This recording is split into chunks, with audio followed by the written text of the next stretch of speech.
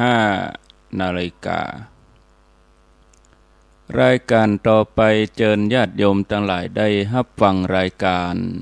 ธรรมาภิวัตน์ดำเนินรายการโดยท่านพระสาธิตธีระปัญโยสถาบันธรรมาภิวัตน์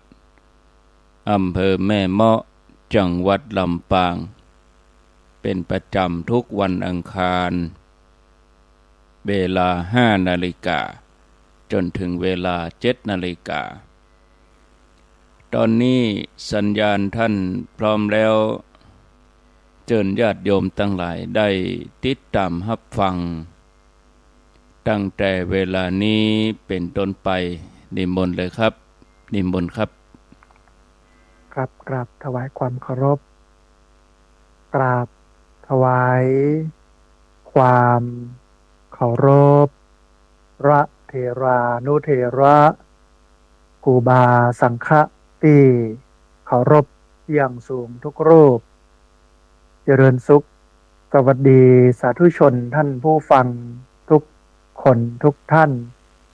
สำหรับสาธุชนท่านผู้ฟังที่ให้เกียรติรับฟังรายการธรรมาภิวัตน์อันเป็นรายการวิทยุเพื่อการเผยแผ่พระพุทธศาสนาส่งเสริมการศึกษาและพัฒนาสังคมรายการนี้รับผิดชอบโดยอาตมาภาพพระสาธิตธีระปัญโยประธานมูลนิธิธีระปัญโยตั้งอยู่ณที่พักสงฆ์สถาบันธรรมาภิวัตน์บ้านศพเตินตำบลศพปาดอำเภอแม่เมาะจังหวัดลำปางรายการนี้ออกอากาศทุกวันอังคารในเวลา 5:00 ไปจนถึง 7:00 เมื่อเจ้าผ่านทางสถานีวิทยุในเครือข่ายสถานีวิทยุคลื่นสีขาวเพื่อชาวประชาซึ่งมีอยู่หลายคลื่นหลายสถานีหลายจังหวัด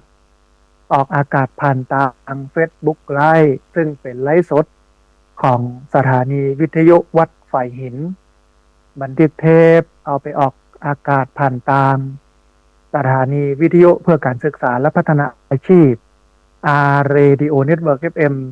99.50 เมกะเฮิรตซ์ของวิทยาลัยเทคนิคกปพ.แม่เมาะทุกวันอาทิตย์ตั้งแต่เวลา 8:00 เมื่อเจ้าเป็นต้นไปและเอาไปออกผ่านทางเพจมูลนิธิธีระปัญโยซึ่งท่านผู้ฟังสามารถไปติดตามรับฟังย้อนหลังไปก๊อปปี้ลิงก์ไปคัดลอกลิงก์เอาไปส่งเอาไปแชร์ให้กับญาติธรรมทั้งหลายได้ยินได้ฟังกันได้แถมตัวท่านผู้ฟังวันนี้เฮาปะกันในบรรยากาศฤดูหนาวซึ่งช่วงอาทิตย์ที่ผ่านมาก็บ่ค่อยหนาวค่อยเย็นเพราะว่าพายุฤดูฝนพายุเข้าไม่ใช่พายุฤดูฝนพายุฝนเข้าทำให้อุณหภูมิสูงขึ้นอากาศก็เลยร้อนขึ้นน้อยนึงทำให้ในช่วงหน้าหนาวอาจจะบ่ค่อยหนาวเท่าใดแต่ว่าหลังจากนี้ท่านผู้ฟังพายุอาจจะหมด แล้วก็จะเข้าสู่ฤดูหนาวความหนาวก็จะมาเยือนแห่งครั้งหนึ่งอันนี้เป็นวัฏจักรเนาะเวียนอยู่3ฤดูฝนหนาวร้อนแต่ว่าระยะหลังๆเนี่ยมันอาจจะบ่ค่อยเมินหรืออาจจะนักนะฮะเช่นฝนกับฝนนักปีนี้น้ำนักหนาวก็หนาวนักร้อนก็ร้อนจัดอย่างเงี้ยนี่เป็นความแปรปรวนของธรรมชาติซึ่งมันก็ต้องโทษฝีมือเขา ฝีมือมนุษย์เป็นผู้ทำนะเพราะฉะนั้นเรื่องของการอนุรักษ์ทรัพยากรธรรมชาติสิ่งแวดล้อมการปลูกต้นไม้การทำให้โลกร่มเย็นลดสิ่งที่จะไปทำให้ธรรมชาติมันเกิดความเสียหายได้มันก็จะเป็นการดีท่านผู้ฟังเพราะว่าเราก็จะสามารถอยู่บนโลกนี้ได้อย่างมีความสุขบ่ต้องเผชิญกับปัญหาภัยพิบัติต่างๆนะฮะท่านผู้ฟังในช่วงนี้เป็นช่วงส่งท้ายปีแฮมบักกี้วันนะฮะก็จะถึงปีใหม่2569นะฮะในช่วงท้ายปีหลายวัดหลายวาเปิ้นก็จัดกิจกรรม ศึกษาและปฏิบัติธรรมสวดมนต์ข้ามปีหลายวัดซึ่งเป็นมหากุศลอย่างมากนะฮะเพราะฉะนั้นท่านผู้ฟังนะที่ฟังอยู่นะอยู่ใกล้ที่ไหนก็ไปที่นั่นนะไปสวดมนต์เจริญภาวนาตามฮีตตามฮอยนะตามวิถีชีวิตของชาวพุทธนะซึ่งอาจจะต้องประพฤติปฏิบัติตามหลักการนี้นะฮะในวันนี้ก็อย่างเดียวกันท่านผู้ฟังอยากจะผู้เอิญเชิญชวนนะให้ท่านผู้ฟังได้มาเรียนรู้ถึงเรื่องประโยชน์ของการทำสมาธินะซึ่งมีอยู่ประมาณสัก10 ข้อนะฮะเพื่อเป็นแรงจูงใจท่านผู้ฟังมีแรงจูงใจในการนั่งสมาธิต่อที่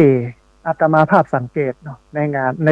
งานต่างๆที่จัดขึ้นตามวัฒนธรรมประเพณีเฮาบอกว่าจะเป็นคืนบ้านใหม่แต่งงานงานศพงานบวชงานโน้นงานนี้งานนั่นเองนะคือเฮาตานนะฮะเฮาสมาทานศีลแต่ว่าขาดเรื่องภาวนาไปอาตมาภาพชอบเวลาไปนำพระเนนขับกิจนิมนต์เพราะว่าเป็นพระที่ณวันนี้ก็เป็นเถระเนาะชาวพรรษาขึ้นแล้วเนาะก็จะนำอันญาติโยมที่ห่วมกินห่วมตาลในงานนั้นๆนั่งสมาธิตัว10 นาที5 นาทีอย่างเงี้ยให้มันเป็นนิสัยอย่างน้อยให้ใจมันสงบนะแต่ที่จริงแล้วมันจะต้องเนี่ยให้ครบ3 ประการนะ1คือศีลนะ2คือสมาธิแล้วก็3ปัญญาแต่ว่าส่วนใหญ่บอกค่อยนั่งสมาธิท่านผู้ฟังทั้งที่สมาธิยะง่ายนะแล้วก็สมาธินั้นเป็นบุญสูงสุดเพราะว่ามันมีผลโดยตรงต่อการไปคบต่อการไปกัดนะต่อการไปกำจัดเรื่องของความโลภความโกรธนะความหลงที่มันอยู่ในใจเขานะฮะมันมดไทยหายไปมันมีผลโดยตรงนะแต่ว่าคนทำน้อยมากเลยนะเพราะฉะนั้นวันนี้นะก็เอาเรื่องนี้มาอู้ให้ท่านผู้ฟังทั้งหลายได้ฟังเพื่อให้ทุกท่านได้ตื่นตัวแต่ว่าจะเริ่มต้นใหม่เนาะในปี2569โดยเฉพาะในคืนวันที่31หลายคนอาจจะใกล้กับการเฉลิมฉลองใกล้กับการใช้ชีวิตนะแบบที่คนทางโลกบรรจัยกันนะเบื่อหน่ายนะกับการนั้นมีชีวิตแบบนั้นก็หันหน้าเข้าวัดไปสวดมนต์นั่งสมาธิภาวนาสงบจิตใจมันก็เป็นความสุขแห่งแบบหนึ่งที่มันเรียบง่ายนะมันต้องเสี่ยงอย่างนักหนาจารีอย่างเงี้ยแต่ละวัดแต่ละวาเพิ่นก็มีเพิ่นฮ้องว่าวิธีการกลเม็ดเคล็ดลับในการดึงโยมเข้าวัดเข้าวาเนาะมีการแลกของขวัญมีการจับฉลากแจกรางวัลโน่นนี่นั่นอย่างเงี้ยเป็นการดึงคนเข้าวัดเหมือนสมัยพุทธกาลที่เศรษฐีท่านหนึ่งนะจ้างลูกไปวัด จ้างไปวัดบอกกองเปิ้นไปแล้วเปิ้นติดแล้วก็มาจ้างละคำเนี้ยนะเพราะว่าเปิ้นติดวัดแล้วนะฮะมันก็เหมือนกันเนาะในการมีของรางวัลอย่างมาเป็นสิ่งจูงใจโดยเฉพาะของรางวัลที่เป็นของจำเป็นที่จะต้องเอามาใช้ในชีวิตนะฮะประจำวันของญาติโยมเนี่ยนะฮะที่พักส่งสถาบันธรรมาภิวัตน์เหมือนกันท่านผู้ฟังในปี2569นะที่จะถึงนี้เนี่ยอันมูลนิธิธีระปัญโยเปิ้นร่วมกันกับที่พักส่งสถาบันธรรมาภิวัตน์แล้วก็โรงเรียน ผู้สูงอายุตำบลศพปากเปิ้นขอเชิญญาติโยมท่านผู้ฟังทั้งหลายมาร่วมสวดมนต์ร่วมศึกษาและปฏิบัติธรรมเนื่องในโอกาสส่งท้ายปีเก่าต้อนรับปีใหม่2568ถึง2569นะฮะระหว่างวันที่31ธันวาคมพุทธศักราช2568ถึงวันที่1มกราคม2569ณที่พักส่งสถาบันธรรมาภิวัตน์บ้านศพเตินตำบลศพปาดอำเภอแม่เมาะจังหวัดลำปางวันที่31ธันวาคม2568กิจกรรมจะเริ่มตั้งแต่เวลา 1 ทุ่มหรือว่า 19 นาฬิกาไปจนถึง 21 นาฬิกาถึง 3 ทุ่มหรือ 22 นาฬิกา4 ทุ่มโดยประมาณบ่เกินนั้นนะฮะในวันที่1 มกราคม 2569ทำบุญตักบาตรต้อนรับปีใหม่นะเริ่ม8 โมงเช้าถึง9 โมงโดยประมาณแต่ว่าในช่วง7 โมงถึง8 โมงนั้นที่พักสงฆ์สถาบันธรรมาภิวัตรมูลนิธิธีระปัญโยโรงเรียนผู้สูงอายุตำบลศพปาดซึ่งเป็นผู้จัดก็มีอาหารมีน้ำเต้าหู้มาเลี้ยงให้ญาติโยมทั้งหลายนะได้กินนะได้รับประทานกันนะให้อิ่มท้องอิ่มไส้เสร็จแล้ว8 โมงก็ตักบาตรทำบุญฟังธรรมนั่งสมาธิภาวนาตามฮีตของชาวพุทธนะฮะก็เป็นอันเสร็จสิ้นกันก็มันเป็นการเริ่มต้นดีนะเมื่อเริ่มต้นดีเนี่ยชีวิตก็จะดีเขาก็จะโชคดีตลอดปีตลอดไปท่านผู้ฟังนะในโอกาสที่ผ่านมาก็มีญาติโยมนะเพิ่นได้ฟังแล้วก็เกิดความศรัทธาอยากจะสร้างบุญร่วมนะโดยเฉพาะกิจกรรมมหากุศลในการศึกษาและปฏิบัติธรรมข้ามปีนะฮะก็มีคุณแม่รองเคหะลูนคุณโยมพิษสมัยปันทกุลคุณโยมสมจิตอินทรวิจิตรกองการผลิตการไฟฟ้าฝ่ายผลิตแห่งประเทศไทยแม่เมาะคุณกมลพรสุขร่องช้างนะคุณวิลาวันยามศักดิ์นะฮะอยู่ประมาณสัก6 ท่านได้มาร่วมทำบุญกันตอนนี้ก็ได้อยู่ประมาณ 1,000 น้อยๆนะฮะเพราะฉะนั้นท่านผู้ฟังท่านใดที่อยากจะร่วมสนับสนุนว่าจะบอกว่าจะเป็นค่าอาหารตอนนี้ยังมีสตังค์ค่าอาหารเตื้อ เลี้ยงคนประมาณสัก200 กว่าคนเกือบ300นะฮะคนจะมานักนะมาสวดมนต์นั่งสมาธิกันมาศึกษาและปฏิบัติธรรมกันเพราะฉะนั้นท่านผู้ฟังที่ฟังอยู่เนอะได้มาค้ำมาจูกันได้มาช่วยกันคนเล็กคนน้อยนะให้หอมเป็นค่าอาหารนะค่าน้ำเต้าหู้นะแล้วก็เป็นของรางวัลเป็นน้ำปลานะเป็นน้ำมันพืชเป็นน้ำยาล้างจานเป็นผงซักฟอกเป็นหม้อหุงข้าวนะประมาณเนี้ยนะฮะเอาแจกญาติโยมที่มาร่วมงานในการแจกเพื่อนก็มีการจับฉลากเนาะเวลามาถึงงานก็มาลงทะเบียนเสร็จปุ๊บก็ได้รับใบไปนะฮะเมื่อรับใบไปแล้วนะก็เอาจะมีอยู่2 ใบหนึ่งติดตัวเขาไปแล้วแถมใบหนึ่งเอาไปไว้ในสลุงเพื่อจับฉลากถ้าจับได้หมายเลขของเขาก็ได้ของนั้นไปนะฮะแล้วก็มีการมัดตีนมัดมือกันตักบาตรความดีทอดผ้าป่ากิเลสโอ้หลากหลายนี่มันเป็นเครื่องมือท่านผู้ฟังในการสร้างคนในการดึงคนเข้ามาสู่ศีลสู่ธรรมดีกว่าไปกินเหล้ามอยาบุปโหตีตาเกิดอุปัตถวเหตุต่างๆสูญเสียชีวิตและทรัพย์สินซึ่งมันเป็นเรื่องที่บุคคลจะมีนะฮะท่านผู้ฟังท่านใดที่เกิดความศรัทธานะอยากจะร่วมทำบุญก็สามารถร่วมทำบุญได้ที่ธนาคารกรุงไทยชื่อบัญชีที่พักสงฆ์สถาบันธรรมาภิวัตรหมายเลขบัญชี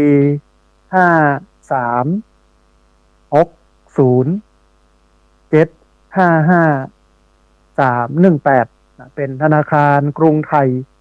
ชื่อบัญชีที่พักสงฆ์สถาบันธรรมาภิวัตรหมายเลขบัญชี5360755318อันนี้ก็เป็นข่าวบุญหนึ่งที่อยากจะให้ท่านผู้ฟังได้มาร่วมอนุโมทนาอยากจะมาร่วมทำกันนะฮะก็เป็นการพาคนเข้าถึงศีลถึงธรรมได้มาศึกษาและมาปฏิบัติธรรมมันก็เป็นสิ่งที่ดีนะฮะกว่าอาการที่จะปล่อยให้เปิ้นไปกินเหล้าเมายานะมีความวุ่นวายหลายอย่างนะฮะท่านผู้ฟังในวันนี้จะอู้เอ่ยกันถึงเรื่องประโยชน์นะสุดยอด10 ประโยชน์ของการนั่งสมาธิคือที่จริงเนี่ยการนั่งสมาธิเนี่ยมันเป็นองค์ประกอบหนึ่งของชาวพุทธนะที่จริงชาวพุทธเนี่ยจะต้องทำเป็นนิสัยอย่างอาตมาภาพเนี่ยตึงสุดปีสุดแล้งเนาะไม่ใช่เฉพาะช่วงเข้าพรรษาจะทำวัดเจ้าตลอดเว้นวันพุธเว้นวันอังคารและวันพุธทำไมถึงเว้นเพราะว่าวันอังคารจัดรายการวิทยุ วันพุธเป็นวันพัก1 วันนะที่เหลือตลอดทั้งปีนะทำวัดสวดมนต์เช้าตลอดนะฮะมันก็ดีอย่างหนึ่ง หนึ่งมันทำให้เราตื่นเจ้ามันสองทำให้เรานั้นใกล้ชิดศาสนาใกล้ชิดพระศาสดามันทำให้เตือนตัวเก่าได้ดีว่าเรานั้นเป็นสมณะเป็นนักบวชนะเรานั้นอยู่ในศีลกินในธรรมแล้วก็มีความเจริญขึ้นในเรื่องของข้อวัดปฏิบัติต่างๆในวินัยต่างๆใจมันสูงขึ้นนะมันปราศจากความโลภโลภบ่เยอะโกรธบ่เยอะหลงบ่เยอะเพราะว่ากระบวนการศีลสมาธิปัญญานี่มันไปคัดเก่าจิตใจให้สุขสงบร่มเย็นอันเนี้ยคือสิ่งที่ชาวพุทธจะต้องทำคือถ้าถามว่าหลักปฏิบัติของชาวพุทธคืออะไรหลายคนก็จะอู้ไปหลายอย่างแต่ถ้าเป็นมาตรฐานเนี่ยมันก็จะสรุปอยู่3อย่างต่ออันนะฮะก็คือ1ศีลอันที่2สมาธิอันที่3ปัญญาศีลสมาธิปัญญานี่เป็นฐานของพุทธถ้าอู้ว่าพุทธคืออันยังก็คือศีลสมาธิปัญญาศีลสมาธิปัญญานี่ก็คือพุทธภาษาพระเพิ่นเรียกว่า Buddhist way of right เป็นวิถีพุทธวิถีพุทธก็คือวิถีที่การดำเนินชีวิตที่จะต้องเอาศีลมาใช้ในชีวิตประจำวันเอาสมาธิมาใช้ในชีวิตประจำวันเอาปัญญามาใช้ในชีวิตประจำวันแต่วันนี้เรามาดูสังคมเนาะดูผู้รักผู้ใหญ่นักการเมืองนะฮะซึ่งที่จริงหลายคนก็เบื่อนะฮะเบื่อกับความโกงการทุจริตอย่างต่างๆหลายคนก็มองว่าโอ้ถ้ามีนักการเมืองเนี่ยปัจจุบันนี่ประเทศไทยคงจะไปจัดไก่ แต่มันติดตรงนี้นะส่วนใหญ่ก็เป็นนายทุนนะมาถึงเวลาเลือกตั้งก็บ่ต้องอะไรอย่างเยอะแจกเงินอย่างเดียวหัวละ500หัวละ1,000บอกกองได้ไปเป็นปุ๊บก็ถอนทุนคืนอันนี้ก็เป็นอันหนึ่งนะซึ่งใกล้เลือกตั้งอาจจะต้องเรื่องนี้สักน้อยหนึ่งท่านผู้ฟังเขาก็สนองนโยบายเพิ่นกะท่านผู้ฟังเอามาเลยสตังค์เอามาซื้อนั้นซื้อนี่ทำบุญสุนทานไปแต่เขาบ่ต้องการเขาต้องการสั่งสอนบทเรียนกับนักการเมืองได้รู้ว่าเงินของคุณเนี่ยมันมีคุณค่าในการจะซื้อคนได้แต่ที่จริงก็ซื้อได้ แล้วก็เป็นมานักแล้วตอนเนี้ยที่มันแบบไปทางไหนเนี่ยบ้านเมืองมันวนอยู่ที่เก่าเนี่ยก็ย้อนประชาชนพี่น้องชาวบ้านเนี่ยรับเงินเปิ้นมาแล้วไปกาเพื่อเปิ้นแล้วเปิ้นไปเป็นนะฮะเพราะนั้นต้องล้างบาปท่านผู้ฟัง ล้างบาปเอาเงินมาบ่ต้องกานะฮะเนี่ยมันถึงจะเคล็ดจะลาบไขแจกเอาหมดแต่เฮาบักกาก็ใครบ่ฮู้ว่าเฮาจะไปกาบ่กามันทำให้นายทุนทั้งหลายเนี่ยเคล็ดให้ลาบพร้อมและไปเลือกคนที่เปิ้นบ่แจกเพราะว่าเปิ้นบ่ลงทุนหรือว่าอาจจะลงทุนน้อยนะฮะเปิ้นก็จะกินจะ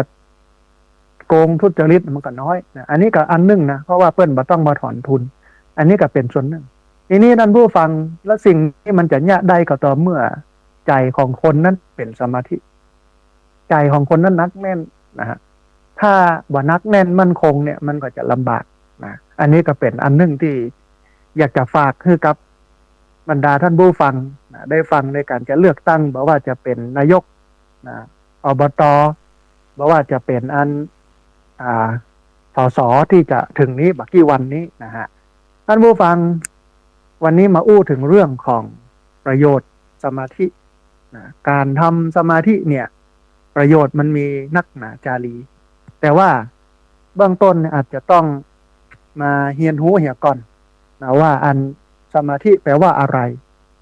แล้วก็สมาธิมันมีกี่ระดับนะฮะแต่ต้องย้ำให้ท่านผู้ฟังได้ฟังว่าพระพุทธศาสนานี้หลักของเปิ้นก็มีอยู่3อย่างก็คือ1ศีล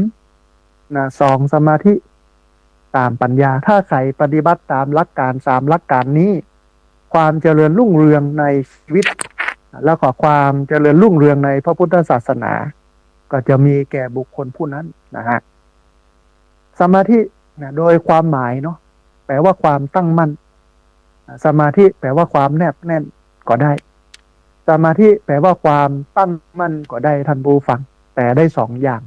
ตึงตั้งมั่นตัวตึงแนบแน่นตัวนะฮะการทำให้สมาธิเกิดเนี่ยมันก็ง่ายก็คือเอาใจของเราไปจดจ่ออยู่กับสิ่งใดสิ่งหนึ่งนาน เมื่อใจจดจ่ออยู่กับสิ่งนั้นนานๆสมาธิมันก็เกิดเพราะว่าสมาธิแปลว่าความแนบแน่นสมาธิแปลว่าความตั้งมั่นถ้าใจเขาตั้งมั่นกับสิ่งใดสิ่งหนึ่งนานๆถ้าใจเขาแนบแน่นอยู่กับสิ่งใดสิ่งหนึ่งนานๆเนี่ยสมาธิมันก็เกิดโดยพื้นฐานทั่วไปสิ่งที่เขาจะเอาหัวใจของเขามาแนบแน่นเขาจะเอาหัวใจของเขามาตั้งมั่นโบราณกาลครูบาอาจารย์เพิ่นก็เอาสิ่งที่มันสามารถระลึกถึงมันได้โดยความเป็นกุศลแล้วเอาจิตนั้นไปจดจ่อกับสิ่งนั้นเช่นคำว่าพุทโธพุทโธอันนี้ก็เป็นหนึ่งในการทำสมาธิอย่างหนึ่งเวลาเขานั่งสมาธิแล้วรับตาเอามือวางเรียบร้อยเอาจิตของเขามาไว้ที่ลมหายใจหายใจเข้าพุทหายใจออกโธหายใจเข้าพุทหายใจออกโธไปเรื่อย10 นาที20 นาที30 นาทีมาเกินชั่วโมงนะฮะจิตของเราก็จะแนบแน่นจิตเราก็จะตั้งมั่นอยู่กับพุทโธอยู่กับลมหายใจเสร็จแล้วสมาธิมันก็เกิดขึ้นอันนี้คือสมาธิเพราะฉะนั้นสมาธิก็คือการที่เราเอาใจไปแนบแน่นการที่เราเอาใจไปตั้งมั่นกับสิ่งใดสิ่งหนึ่งมันมึนสมาธิมันก็เกิดขึ้นเพราะว่าสมาธิแปลว่าความตั้งมั่นสมาธิแปลว่าความแนบแน่นนะมันก็มีอยู่3 ระดับนะสมาธิเนี่ยท่านบูฟังระดับน้อยระดับกลางแล้วก็ระดับสูงระดับน้อยเนี่ยภาษาพระพุทธว่าคณิกะสมาธิมันแปลว่าสมาธิเล็กๆน้อยๆคณิกะสมาธิเล็กๆน้อยๆระดับที่2เป็นระดับกลางก็คืออุปจารสมาธิสมาธิที่ใกล้จะตั้งมั่นแล้วอันนี้เป็นสมาธิระดับที่2อุปจารสมาธิที่ใกล้จะตั้งมั่นแล้วนะฮะอันที่3อัปปนาสมาธิซึ่งแปลว่าสมาธิตั้งมั่นสมาธิที่ตั้งมั่นก็มีอยู่3อย่างนะฮะคณิกะสมาธิเล็กน้อยอุปจารสมาธิที่ใกล้จะตั้งมั่นอัปปนาสมาธิตั้งมั่นมีอยู่3 ระดับแต่ว่าโดยที่เราเอาปฏิบัติในการดำเนินชีวิตเนี่ยขอให้มันได้คณิกะสมาธิแล้วก็ได้อุปจารสมาธิก็มีความสุขพอในการใช้ชีวิตบนโลกนี้และบางครั้งบางทีอาจจะให้มันสูงขึ้นน้อยนึงถึงขั้นอัปปนาสมาธิที่แนบแน่นนะฮะถ้าได้อย่างนั้นเนี่ยมันก็ถือว่าได้พักผ่อนไปตัวในตัวได้เคลียร์กายใจไปตัวในตัวได้ตัวนะฮะทีนี้ท่านผู้ฟังแล้วนั่งสมาธิเนี่ยมันมีประโยชน์อะไรอย่างในเพจของอันศูนย์นวัตกรรมการแพทย์แผนไทยศูนย์นวัตกรรมการแพทย์แผนไทยเนี่ยมันมีข้อมูลอู้ถึงเรื่องของการนั่งสมาธิชีวิตดีขึ้น10 ประโยชน์สุดล้ำของการนั่งสมาธิอันนี้ก็เป็นแรงจูงใจเพื่อให้ทุกท่านนั้นได้นั่งสมาธินะฮะแล้วก็ในช่วงส่งท้ายปีนี้หลายคนก็จะไปวัดไปนั่งสมาธิหรือนั่งอยู่ที่บ้านก็ได้แต่ว่าถ้านั่งอยู่บ้านนี่อาจจะบ่สงบบ้านเฮาสงบแต่ข้างบ้านเนี่ยบ่สงบนะฮะลองมาพอประโยชน์ของการนั่งสมาธิกันนั่นบูฟังการนั่งสมาธิมันจะเนี่ยให้สมองแจ่มใสคิดอะไรยังก็ปิ๊งปังดอกไม่ใช่ธรรมดานะสมองแจ่มใสกึดอะไรยังก็ปิ๊งปังเนี่ยการนั่งสมาธินั้นเป็นเหมือนการพักผ่อนชั้นยอดกับสมองของเขานะท่านผู้ฟังเขาลองนึกภาพว่าสมองเขานั้นมันเป็นเหมือนคอมพิวเตอร์ที่เปิดเก็บแล้วก็โปรแกรมข้อมูลโอ้โตนักหนาปาป้านไปหมดบกองเขานั่งสมาธิมันก็เหมือนเขาได้ปิดเครื่องที่มันประจำเป็นทิ้งไปทำให้ระบบมันโล่งขึ้นทำงานได้เร็วขึ้น เวลาเราต้องการกึดอันหยังนะอย่างยากๆเช่นต้องแก้ไขโจทย์คณิตศาสตร์กึดวางแผนธุรกิจกึดวางแผนการทำงานสมองที่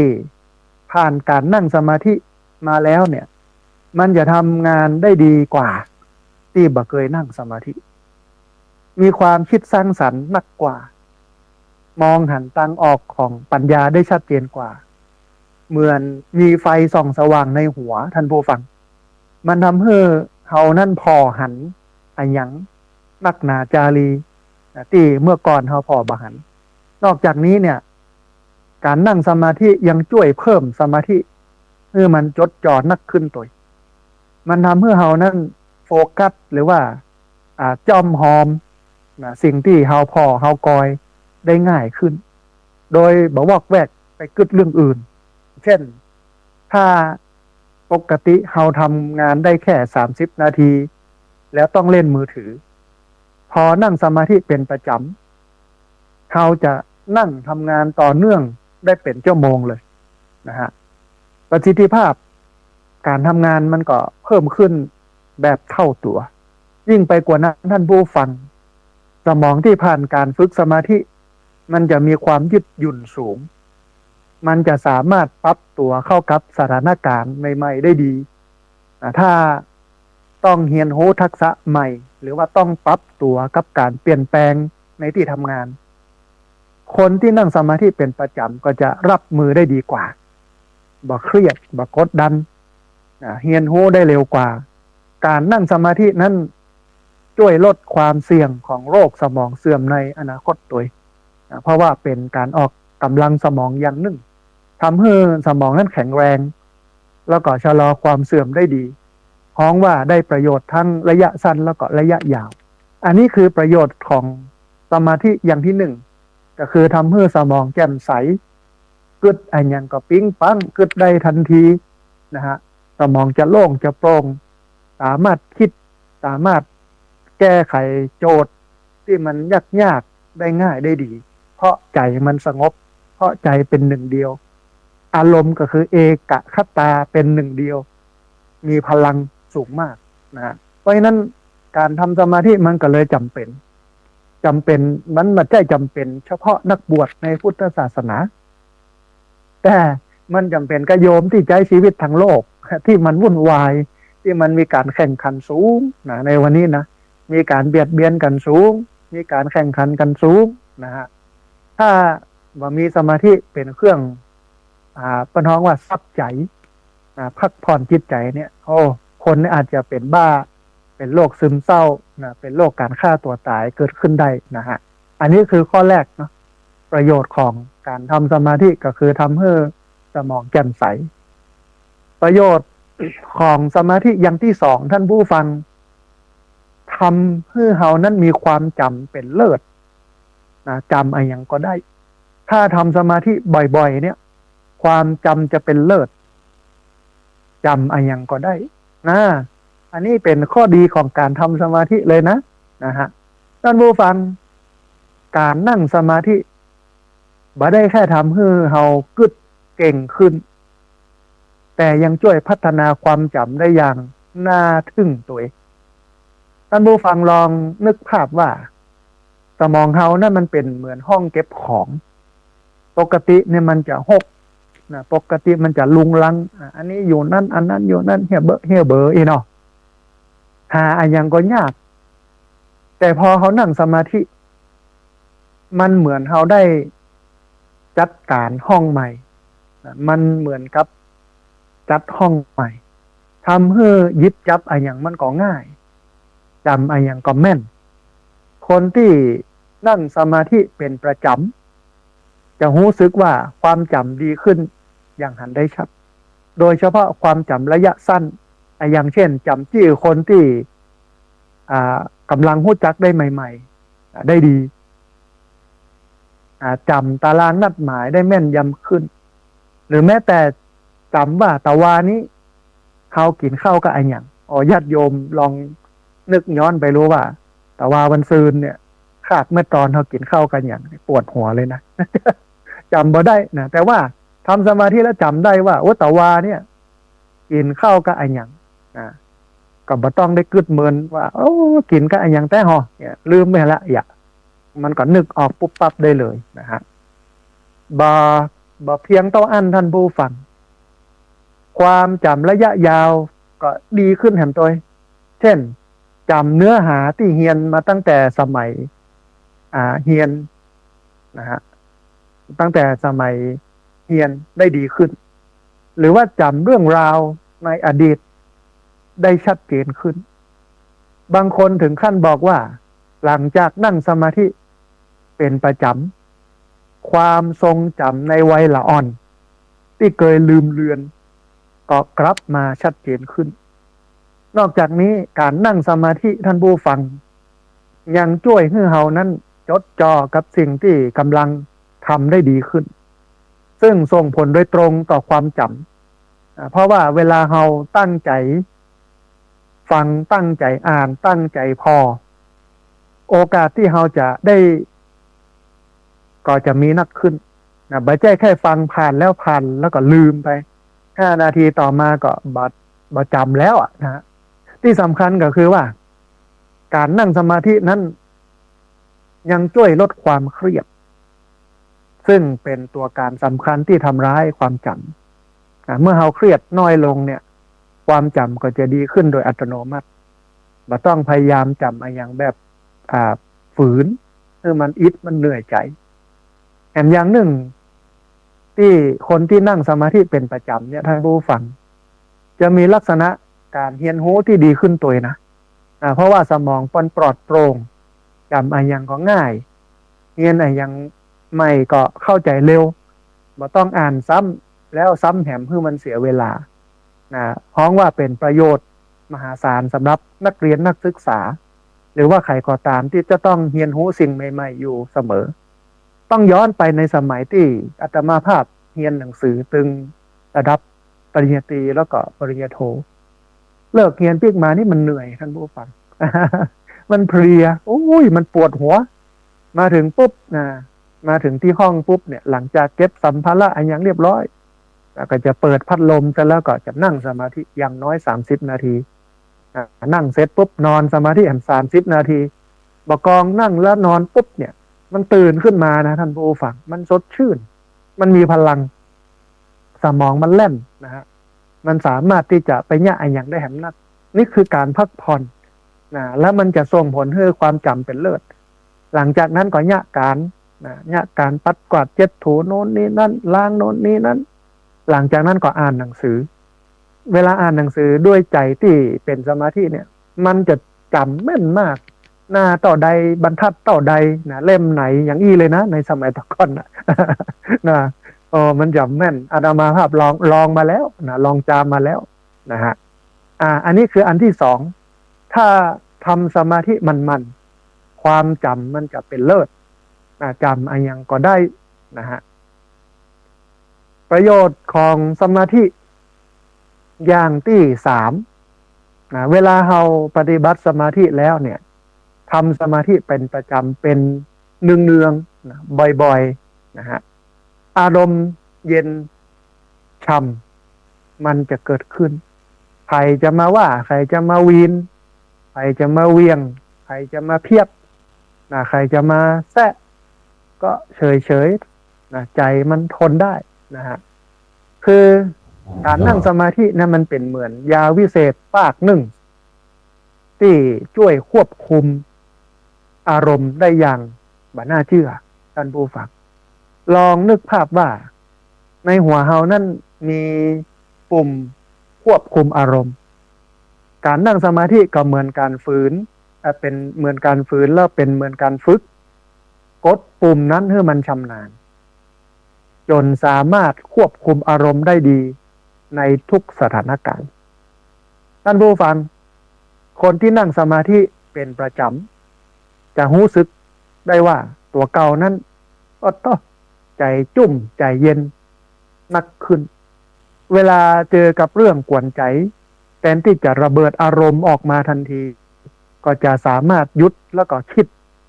ตอบสนองอย่างมีสติมากขึ้นเช่นถ้าเพื่อนร่วมงาน อู้จาบอดีใส่ปดท้อแต่ที่เขาจะโวยวายปิกไปทันทีเพราะว่าเขาก็มีปากเหมือนกันลูก อยู่ๆยังมามาปัดใส่กันได้ยังไงเขาก็ปัดไปกับเนาะแต่มันก็อาจจะทำเมื่อเฮานั้นสงบจิตใจขึ้นโดยการหายใจลึกๆหายใจเข้าลึกๆหายใจออกยาวๆแล้วก็อู้กันอย่างใจเย็นแน่นะเปิ้นฮ้อนมาหรอกเขาก็เย็นไปแต่ถ้าจะเย็นไปได้ก็ต่อเมื่อต้องฝึกสมาธินะครับนอกจากนี้ท่านผู้ฟังการนั่งสมาธิยังช่วยให้เฮานั้นรู้เท่าทันอารมณ์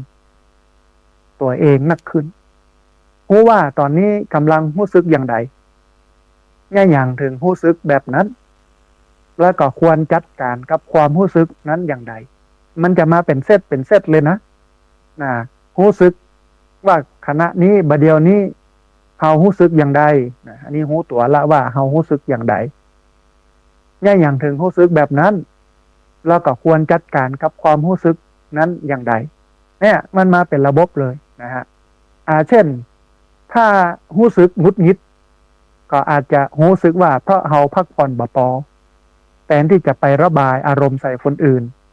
ก็อาจจะเลือกที่จะไปนอนพักสักงีบแทนทำให้มองโลกในแง่ดีขึ้นเอาเวลาเจอปัญหาแทนที่จะคิดว่าโอ้แย่ละอย่างต้องมาเกิดกับเฮาตัวมันก็จะเปลี่ยนเป็นก็ดีนี่มันคือความท้าทายนี่หรอกเขาจะได้หาทางแก้ไขได้เนี่ยมันคิดต่างกันนะถ้าคนบ่ฝึกสมาธิเนี่ยยังมองว่าโอ้อย่างมันยังมาเกิดอย่างกับเฮาเนี่ยคนอื่นมันยังเป็นยังมาเป็นตัดเฮาแต่ถ้าฝึกสมาธิปุ๊บเนี่ยมันก็จะบอกว่านี่เป็นความท้าทายนี่เป็นปัญหาที่มันเป็นความท้าทายเขาจะได้หาทางแก้ไขได้มันนำให้ชีวิตโดยรวมเนี่ยท่านผู้ฟังมันมีความสุขนักขึ้นที่สำคัญนะท่านผู้ฟังการนั่งสมาธินั้นมันช่วยให้เราเข้าใจแล้วก็หันอกหันใจผู้อื่นนักขึ้นพอเราเริ่มเข้าใจธรรมชาติของจิตมนุษย์ว่าผู้คนนะก็มีความทุกข์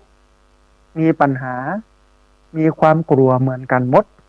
ทำเมื่อเรานั้นใจเย็นแล้วก็ให้อภัยกับคนอื่นได้ง่ายขึ้นแม้แต่คนที่เคยทำร้ายเราโคตรเราทำเมื่อเราโคตรเขาก็จะอาจจะเริ่มรู้สึกเอ็นดูสงสารแล้วก็อยากจะช่วยเหลือเขาด้วยซ้ำนอกจากนี้การนั่งสมาธิยังช่วยให้เรานั้นมีความมั่นคงทางอารมณ์นักขึ้นบ่หวั่นไหวง่ายกับสิ่งรอบตัวเช่นถ้ามีคนมาวิจารณ์เราแทนที่เราจะเสียใจหรือว่าโกรธเราก็อาจจะรู้สึกเฉยๆแล้วก็มองว่ามันเป็นแค่ความคิดเป็นแค่ความเห็นของคนคนหนึ่ง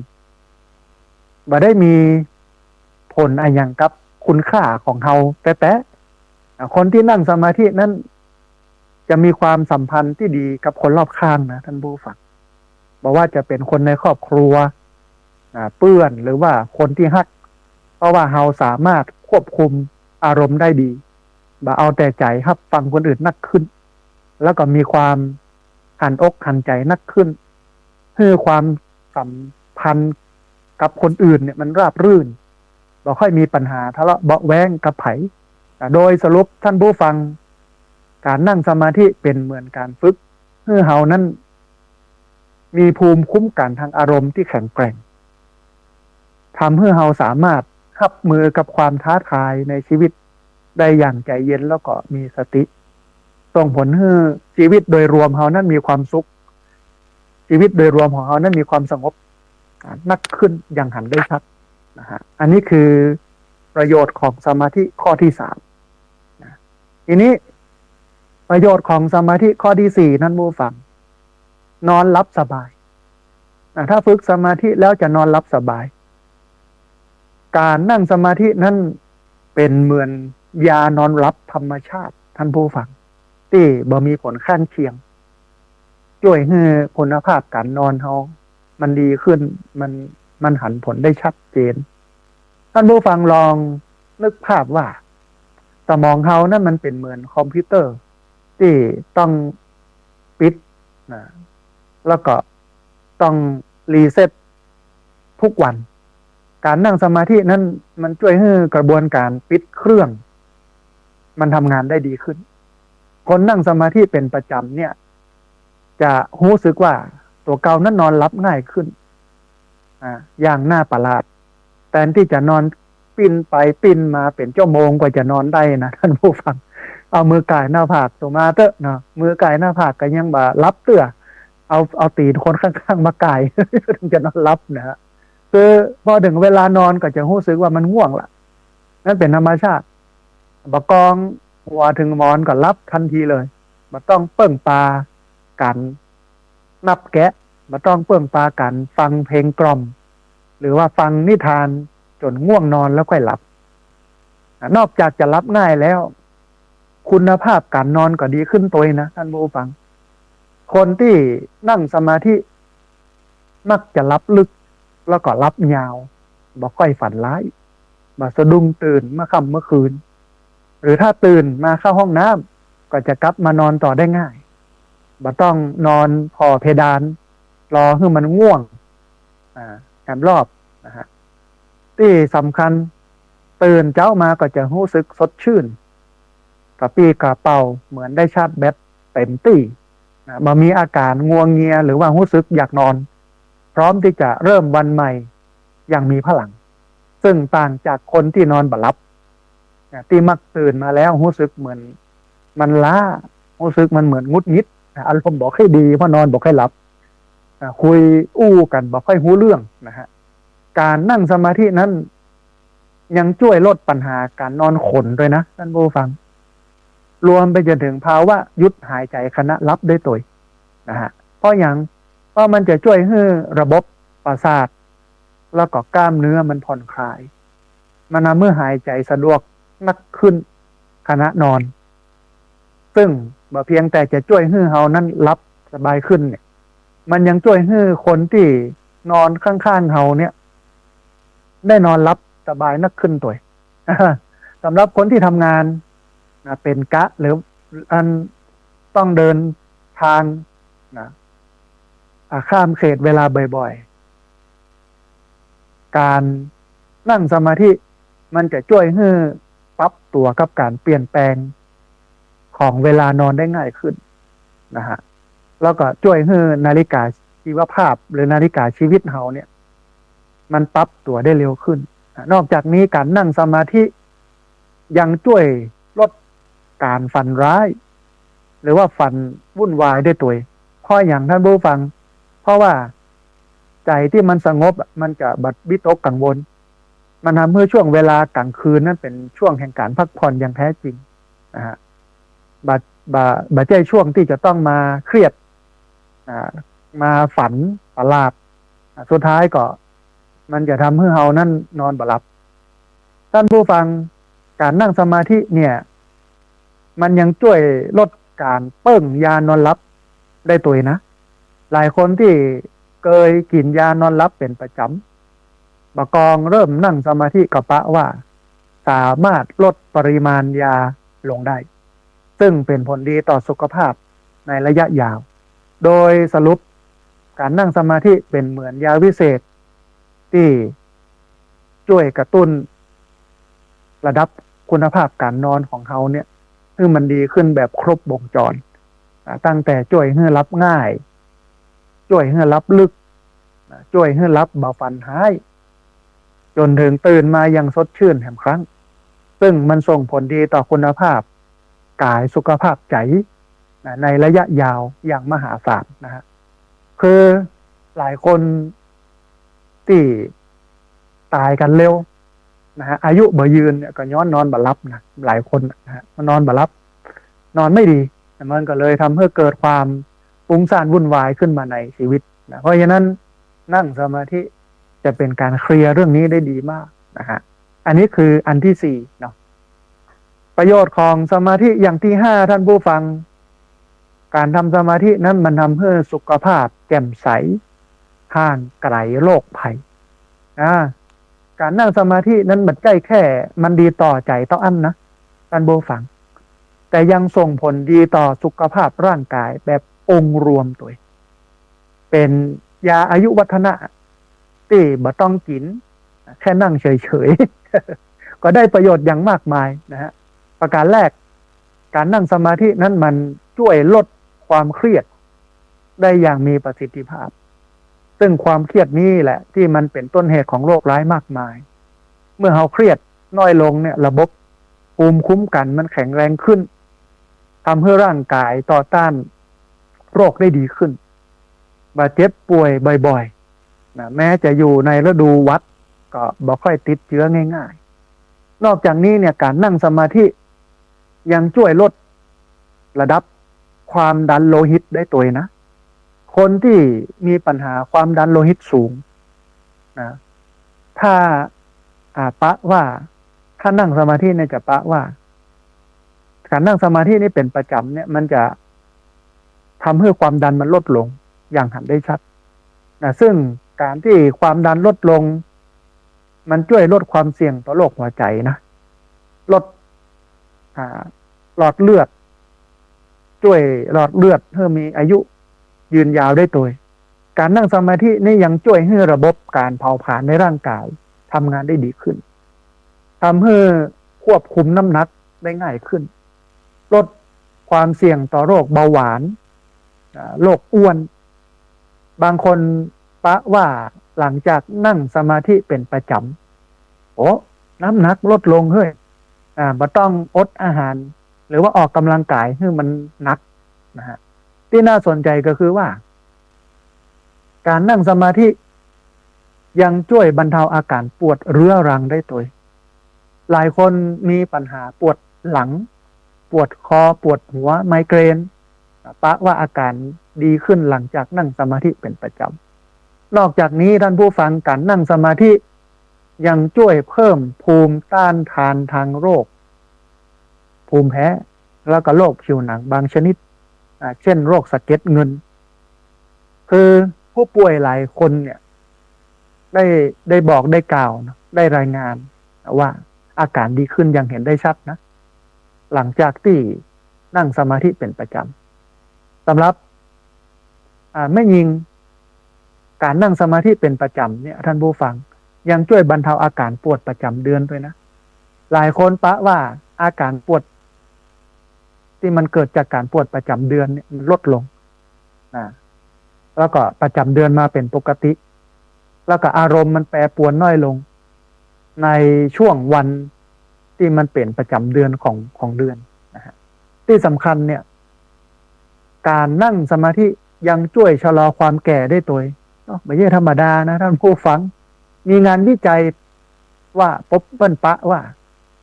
คนที่นั่งสมาธิเป็นประจำมีเทโลเมียร์นะอันนี้เป็นภาษาวิชาการมีเทโลเมียร์ส่วนปลายของโครโมโซมที่มันยาวกว่าคนทั่วไปซึ่งมันบ่งบอกถึงอายุไขที่ยืนยาวกว่าแล้วก็มีความเสี่ยงต่อโรคที่เกี่ยวกับความชราน้อยกว่า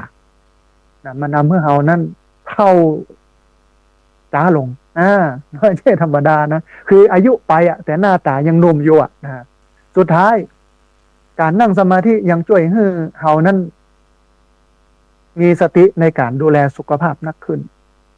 เช่นเลือกกินอาหารที่มีประโยชน์ต่อร่างกายออกกำลังกายสม่ำเสมอพักผ่อนให้เพียงพอซึ่งทั้งหมดนี้ท่านผู้ฟังล้วนส่งผลดีต่อสุขภาพในระยะยาวทั้งนั้นสรุปการนั่งสมาธินั้นเหมือนยาวิเศษปากหนึ่งที่ช่วยดูแลสุขภาพแบบองค์รวมบอกว่าทั้งกายทั้งใจ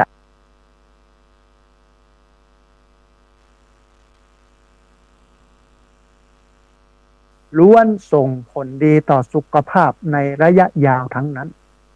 สรุปการนั่งสมาธินั้นเหมือนยาวิเศษปากหนึ่งที่ช่วยดูแลสุขภาพแบบองค์รวมบอกว่าทั้งกายทั้งใจ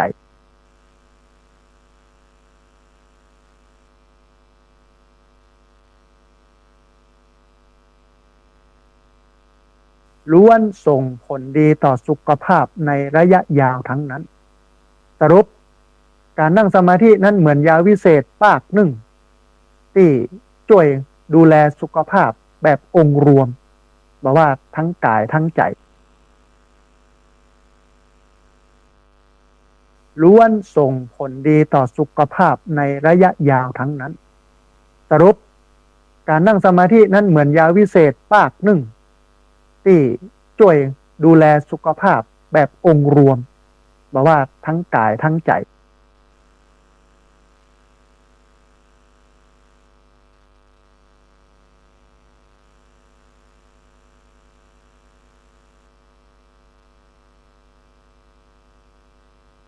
ล้วนส่งผลดีต่อสุขภาพในระยะยาวทั้งนั้นสรุปการนั่งสมาธินั้นเหมือนยาวิเศษปากหนึ่งที่ช่วยดูแลสุขภาพแบบองค์รวมบอกว่าทั้งกายทั้งใจเนี่ยอย่างที่มันบ่ถูกใจแทนที่จะปิดหัวกันนะเป็นเรื่องใหญ่โตก็อาจจะนั่งลองอู้กันดีๆทำความเข้าใจกันนอกจากนี้ท่านผู้ฟังการนั่งสมาธิยังช่วยพัฒนาทักษะการฟังของเราด้วยนะทำเมื่อเรานั้นเป็นคนรับฟังที่ดีขึ้นบันดวนตัดสินหรือว่าคัดจังหวะคนอื่นแต่ตั้งใจฟังเขาอย่างลึกซึ้งเข้าใจความรู้สึกแล้วก็มุมมองของเขานักขึ้นซึ่งช่วยลดความเข้าใจผิดแล้วก็ข้อขัดแย้งได้นักการนั่งสมาธิยังช่วยเพิ่มความหันอกหันใจผู้อื่นทำเมื่อเรานั้นเข้าใจว่าทุกคนก็มีความ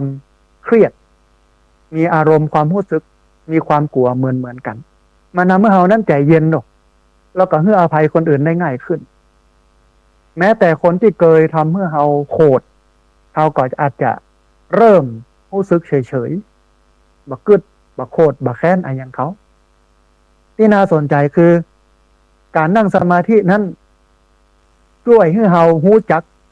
แล้วก็เข้าใจตัวเก่านักขึ้นรู้ว่าอะไรอย่างคือสิ่งที่เราต้องการแต่ในชีวิตและความสัมพันธ์ทำให้เรานั้นสามารถสื่อสารความต้องการของเราได้ชัดเจนขึ้นบ่ต้องคาดหวังให้คนอื่นเดาใจเราซึ่งช่วยลดความผิดหวังแล้วก็ความน้อยใจลงได้นักนะฮะนอกจากนี้ท่านผู้ฟังการนั่งสมาธิยังช่วยให้เรานั้นมีความมั่นคงทางอารมณ์นักขึ้นบ่หวั่นไหวง่ายๆกับกำอู้หรือว่าการกระทำของคนอื่นอดทนถึงวันนี้เราตุกกับกำอู้กับการกระทำของคนอื่นหรอกถ้าเมื่อเรานั้นบ่ต้องเปิ่งปาการยอมรับจากคนอื่นนักลำบากสามารถรักษาขอบเขตของตัวเก่าได้ดีนะซึ่งเป็นพื้นฐานสำคัญของความสัมพันธ์ที่ดีนะท่านผู้ฟังการนั่งสมาธินั้นยังช่วยเพิ่มความกตัญญูแล้วก็ความซาบซึ้งในสิ่งที่เรามีทำเมื่อเรานั้นหันคุณค่าของคนรอบข้างนักขึ้นบ่มองข้ามความดีของเปิ้นแต่รู้จักชื่นชมและขอบคุณบ่อยๆซึ่ง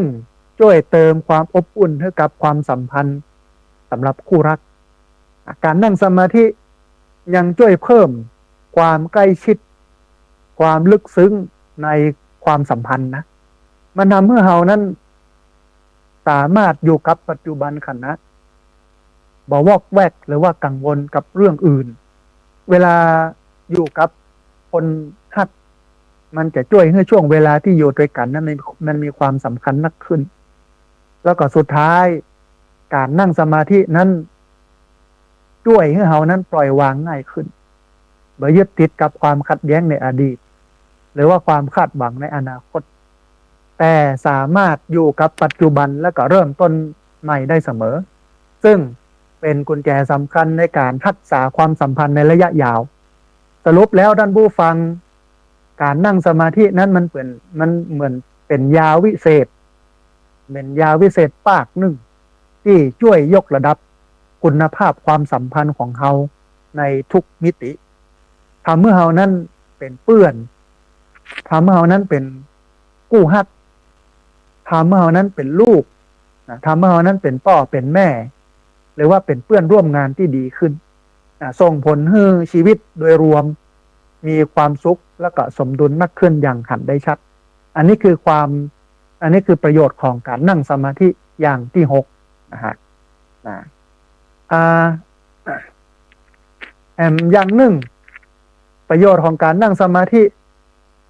อย่างที่7ท่านผู้ฟังมันทำให้ความคิดสร้างสรรค์เกิดขึ้นเยอะทำให้เกิดไอเดียใหม่ๆขึ้นเยอะมันไม่ใช่แค่ช่วยเรื่องของจิตใจหรือเรื่องศาสนาต้องอันเนาะแม้แต่การดำเนินชีวิตการใช้ชีวิตถ้าเอาสมาธิไปปฏิบัติมันก็สามารถช่วยให้การดำเนินชีวิตนั้นมันเป็นประโยชน์นักขึ้นยกตัวอย่าง อาตมาภาพมีลูกศิษย์ที่เป็นผู้รับเหมาก่อสร้างเขียนแบบนะโน่นนี่นั่นอย่างเงี้ยนะโอ้สมัยแต่ก่อนที่เปิ้ลจะฝึกสมาธิเนี่ย เปิ้ลลำบากนะเพราะว่าจิตใจบ่มั่นคงไหลไปตามกระแสโน่นนี่นั่นบอกกองเปิ้ลฝึกสมาธิ มันทำให้เปิ้ลนั่นมีความคิดที่ปุ่งกระชูดมีไอเดียเกิดขึ้นนักหนาจารีมีความคิดสร้างสรรค์นะการนั่งสมาธินั่นไม่ได้แค่ทำให้มันใจสงบเท่าอันนะท่านผู้ฟังมันยังช่วยปลดปล่อยพลังความคิดสร้างสรรค์อย่างมหาศาลมันเหมือนกับ การเปิดก๊อกน้ำนะไอเดียใหม่ๆเนี่ยมันไหลทะลักออกมาแบบบยุทธ์สิ่งแรกการนั่งสมาธินั้นช่วยลดเสียงรบกวนในหัวของเขาทำให้ความคิดฟุ้งซ่านแล้วก็ความวิตกกังวลมันลดลงมันเปิดพื้นที่ให้ความคิดสร้างสรรค์ได้เติบโตได้งอกงามมันเปรียบเหมือนการเคลียร์พื้นที่บนโต๊ะทำงานมันมีที่ว่างสำหรับวางไอเดียใหม่ๆนอกจากนี้การนั่งสมาธิยังช่วยให้เรานั้นเชื่อมโยงความคิดต่างๆได้ดีนักขึ้นบางครั้งขณะที่จิตใจสงบของเราเนี่ยอาจจะหันความเชื่อมโยงระหว่างสิ่งที่ดูเหมือนมาเกี่ยวข้องกันเลยนำไปสู่ไอเดียที่แหวกแนวแล้วก็สร้างสรรค์เช่นซับจากที่ได้แรงบันดาลใจในการออกแบบฟอนต์สวยๆให้คนมาคัดลายมืออย่างนี้เป็นต้นนะฮะการนั่งสมาธินั้นยังช่วยเพิ่มความยืดหยุ่นทางด้านความคิดทำให้เรานั้นมองปัญหาได้หลายมุม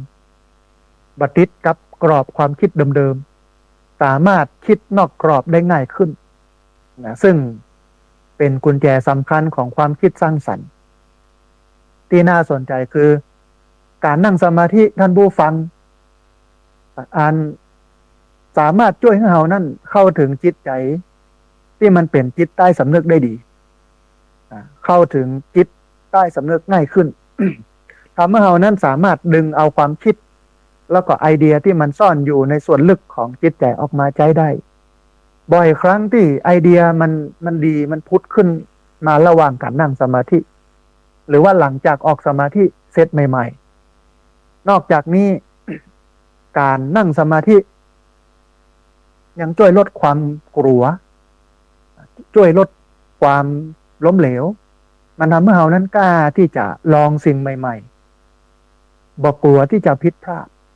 ซึ่งเป็นสิ่งสำคัญมากในกระบวนการคิดสร้างสรรค์เพราะว่าไอเดียที่มันใหญ่เนี่ยมักจะเกิดจากการลองผิดลองถูกหลายครั้งการนั่งสมาธิยังช่วยเพิ่มทำให้สมาธิมันจดจ่อทำให้เรานั้นสามารถโฟกัสหรือว่าจับจุดงานสร้างสรรค์ได้เมินขึ้นบ่วอกแวกซึ่งช่วยให้เรานั้นสามารถพัฒนาไอเดียจากจุดเริ่มต้นที่อาจจะดูธรรมดาไปสู่ไอเดียที่มันสมบูรณ์แล้วก็น่าทึ่งนักขึ้นสำหรับคนที่ทำงานแบบเป็นทีมเนาะอันนี้หมู่ที่ทำงานกันเป็นกลุ่มเป็นก้อนเป็นทีมนะสำหรับคนที่ทำงานเป็นทีมนะฮะเมื่อนั่งสมาธิแล้วมันจะช่วยเพิ่มทักษะการรับฟัง แล้วก็การทำงานร่วมกับคนอื่นทำให้การระดมสมองมันมีประสิทธิภาพนักขึ้นสามารถต่อยอดไอเดียของเพื่อนร่วมทีมได้ดีนำไปสู่สร้างสรรค์ผลงานที่มันยอดเยี่ยมสุดท้ายการนั่งสมาธินั้นช่วยให้เรานั้นมีความอดทนแล้วก็บ่ย่อท้อง่ายๆซึ่งสำคัญมากในกระบวนการสร้างสรรค์ผลงานเพราะว่าบ่อยครั้งที่ไอเดียเจ๋งๆเนี่ยมันต้องใช้เวลาบ่มเพาะเมินบ่ได้พุทธขึ้นมาในทันทีสรุปการนั่งสมาธิเป็นเหมือนเครื่องมือท่านผู้ฟังที่ช่วยปลดล็อกศักยภาพความคิดสร้างสรรค์ของเราเพื่อเรานั้นสามารถผลิตไอเดียแล้วก็ผลงานที่แหวกแนวน่าสนใจแล้วก็มีคุณค่าได้นักขึ้นเพราะว่าคุณจะเป็นศิลปินนักเขียนนักออกแบบหรือเป็นคนทำงานทั่วไปการนั่งสมาธิก็สามารถช่วยยกระดับงานของเราได้อย่างหนึ่งอันนี้คือประโยชน์ของการนั่งสมาธิอย่างที่7คือการที่สมาธินั้นมันช่วยด้านการคิดเพื่อการคิดนั้นมันสร้างสรรค์เพื่อการคิดนั้นมันไปไกลนะฮะอันนี้อันที่7ประโยชน์ของสมาธิอย่างที่8ท่านผู้ฟังการนั่งสมาธิมันทำให้เกิดการรู้มันทำให้เกิดการเรียนรู้พุ่งทะยานสมองซึมซับความรู้ได้ดีสมองซึมซับความรู้ได้ไวกว่าเดิมอันนี้สำคัญนะท่านผู้ฟังโดยเฉพาะเด็กละอ่อนที่เป็นนักเรียนนักศึกษาคนที่ใจกำกึดนะฮะการนั่งสมาธิมาได้แค่ทำให้ใจสงบนะท่านผู้ฟังแต่ยังช่วยบูตความสามารถในการเรียนรู้ของเราให้มันพุ่งทะยานแบบบ่น่าเชื่อเปรียบเหมือนการอัปเกรดสมองให้มันเป็นเวอร์ชั่นที่มันใหม่ที่มันทรงพลังกว่าเดิมการนั่งสมาธิช่วยเพิ่มสมาธิจดจ่อทำให้เรานั้นโฟกัสกับสิ่งที่กำลังเรียนรู้ได้ดีขึ้นบ่วอกแวกง่ายเช่นถ้าเรากำลังอ่านหนังสือเราจะสามารถจดจ่ออยู่กับหนังสือได้นานขึ้นบ่ต้องอ่านซ้ำหลายรอบเพราะว่าคิดเรื่องอื่นไปตัวขณะอ่านนอกจากนี้การนั่งสมาธิยังช่วยจัดระเบียบสมองทำให้เรานั้นจดจำข้อมูลใหม่ๆได้ดีสามารถอ้องใจความรู้ที่เคยเรียนมาได้ง่ายขึ้นเปรียบเหมือนกับการจัดระเบียบห้องสมุดในสมองทำให้หยิบหนังสือเล่มที่ต้องการได้ง่ายขึ้นนอกจากนี้การนั่งสมาธิยังช่วยเพิ่มความสามารถในการคิดวิเคราะห์แล้วก็การแก้ปัญหาท่านผู้ฟังทำให้เรานั้นสามารถเข้าใจแนวคิดที่ซับซ้อนได้ดีขึ้นมองเห็นความเชื่อมโยงระหว่างความรู้ต่างๆได้ชัดเจนขึ้นซึ่งช่วยให้การเรียนรู้มีประสิทธิภาพมากขึ้นการนั่งสมาธิช่วยเพิ่มแรงจูงใจแล้วก็ความอดทนในการเรียนรู้ด้วยนะท่านผู้ฟังเมื่อเรานั้นบ่ย่อท้อง่ายๆเมื่อเจอเนื้อหาที่มันยากแต่มีความมุ่งมั่นจะเอาชนะความท้าทายซึ่งเป็นคุณสมบัติสำคัญของผู้ที่จะประสบความสำเร็จในการเรียนรู้สำหรับการเรียนภาษาใหม่ภาษาจีนภาษาอาหยังเนี่ยที่มันเป็นภาษาใหม่ๆที่นอกจากที่เราใจอยู่การนั่งสมาธิมันช่วยเพิ่มความไว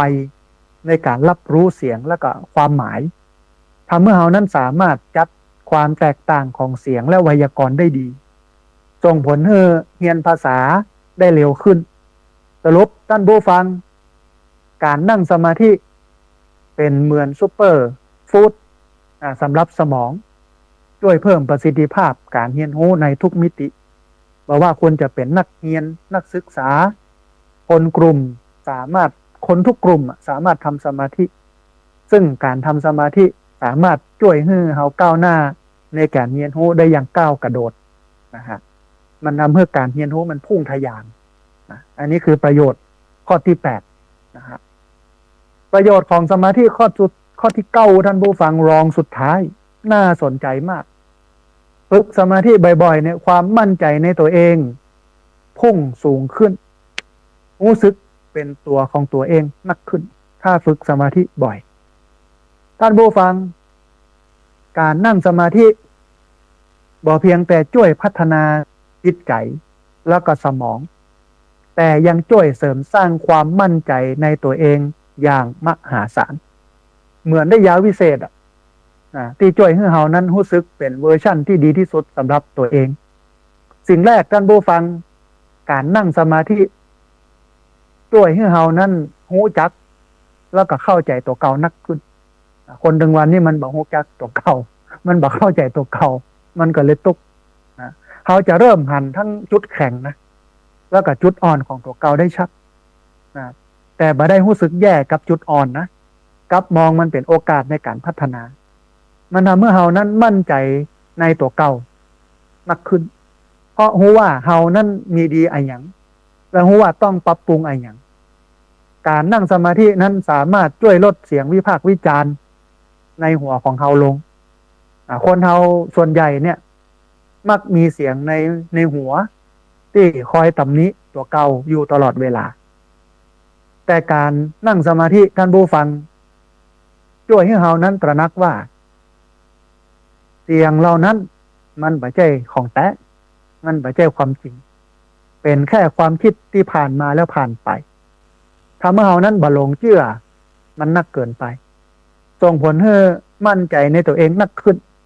นะฮะการนั่งสมาธิมันช่วยให้เฮานั้นมีสติอยู่กับตัวเก่าตลอดเวลานักขึ้นบ่วิตกกังวลกับอนาคตหรือว่าเสียใจกับอดีตนักล้ำไปทำให้เฮานั้นมีพลังในการจัดการกับสิ่งที่อยู่ตรงหน้าเกิดความรู้สึกว่าเฮาควบคุมชีวิตตัวเก่าได้ซึ่งเป็นหลักฐานสำคัญของความมั่นใจที่น่าสนใจท่านผู้ฟังก็คือว่าการนั่งสมาธิช่วยให้เฮานั้นยอมรับ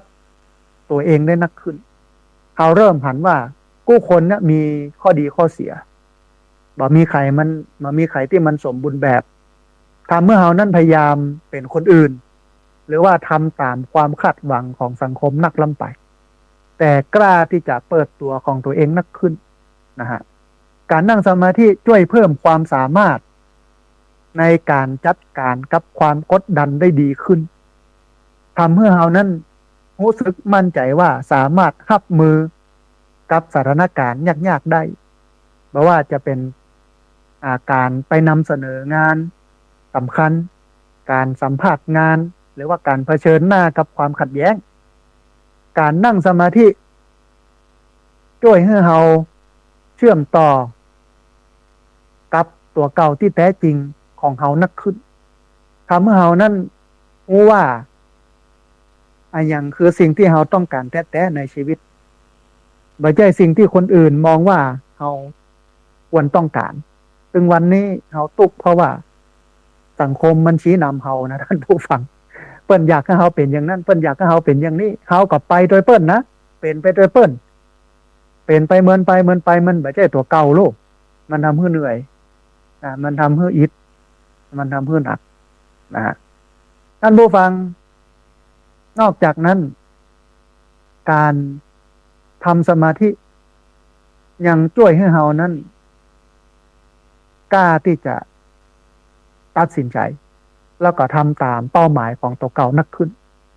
สำหรับคนที่มีปัญหาเรื่องของการแสดงออกการนั่งสมาธิช่วยให้เรานั้นกล้าแสดงความคิดเห็นนักขึ้นนะเพราะว่าเราเริ่มหันคุณค่าในความคิดเห็นของตัวเองแล้วก็บักกลัวการถูกตัดสินจากคนอื่นนักล้ำไป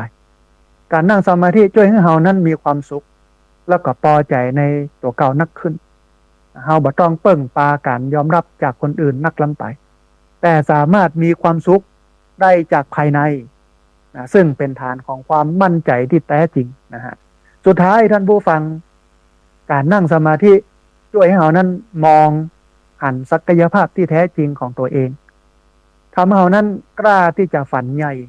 แล้วก็ลงมือทำตามความฝันนั้นโดยบ่กลัวความล้มเหลวนักล้ำไปสรุปท่านผู้ฟังสำหรับข้อนี้นะฮะการนั่งสมาธิเป็นเหมือนเวทมนต์ท ที่ช่วยเสกให้เฮานั้นกลายเป็นเวอร์ชั่นเป็นตัวตนใหม่ที่เป็นตัวของตัวเองนักขึ้นทำให้เฮานั้นสามารถใช้ชีวิตได้อย่างเต็มศักยภาพกล้าที่จะเป็นตัวของตัวเองแล้วก็มีความสุขกับการเป็นตัวของตัวเองแต่วันนี้เฮาไม่ได้เป็นตัวของตัวเองหรอกเป็นตัวตามสังคมที่อยากให้เราเป็นแต่มันไม่ใช่เป็นตัวของตัวเองมันก็อิด มันก็แบกสิ่งที่คนอื่นประคาดหวังไว้กับเฮาอ่ะนั่นมันไม่ใช่เป็นของเฮาเป็นตัวตนเฮาแท้มันก็เหนื่อยท่านผู้ฟังนะฮะอันนี้คือประโยชน์ของสมาธิข้อที่9นะฮะประโยชน์ของสมาธิข้อสุดท้ายข้อที่10ท่านผู้ฟังเมื่อทำสมาธิไปแล้วเนี่ยชีวิตของเฮามันจะสมดุลชีวิตของเฮามันจะมีความสุขแบบยั่งยืนท่านผู้ฟังการนั่งสมาธิไม่ใช่แค่เทคนิคที่มันช่วยพัฒนาด้านใดด้านหนึ่งนะแต่เป็นเหมือนกุญแจวิเศษที่จะไขประตูสู่ชีวิตที่มันสมดุลแล้วก็มีความสุขอย่างยั่งยืนท่านผู้ฟังลองนึกภาพว่าชีวิตเฮาเป็นเหมือนจานที่จะต้องหมุนหลายอันการนั่งสมาธิช่วยให้เฮานั้นหนุนจากทุกใบได้อย่างสมดุลบ่มีถ้วยใบใดจานใบใดตกหล่นการนั่งสมาธิช่วยให้เรานั้นสามารถกำจัดสิ่งที่มันเป็นสิ่งแปลกปลอมสิ่งที่มันเป็นสิ่งที่ทำร้ายใจเราได้ดีนะฮะเข้าไปจัดการเข้าไปกำจัดสิ่งนั้นได้การนั่งสมาธิช่วยให้เฮานั้นรู้ว่าไอ้อย่างควรทำก่อนไอ้อย่างควรทำหลังบ่วุ่นวายไปหมดเช่นรู้จักแบ่งเวลาให้กับงานแบ่งเวลาให้กับครอบครัวแล้วก็แบ่งเวลาให้กับตัวเก่าอย่างเหมาะสมการนั่งสมาธิช่วยให้เฮานั้นมีความยืดหยุ่นทางอารมณ์นักขึ้นสามารถปรับตัวเข้ากับสถานการณ์ต่างๆได้ดีบ่ว่าจะเป็นเรื่องดีหรือเรื่องร้ายก็บ่ได้ดีใจหรือว่าเสียใจล้ำไปจนเกินกว่าเหตุทำให้ชีวิตบ่ขึ้นบ่ลงเหมือนรถเหาะเหมือนรถไฟเหาะแต่มีความมั่นคงทางอารมณ์นักขึ้นนะฮะปกติคนเนี่ยยามขึ้นก็หลงลูก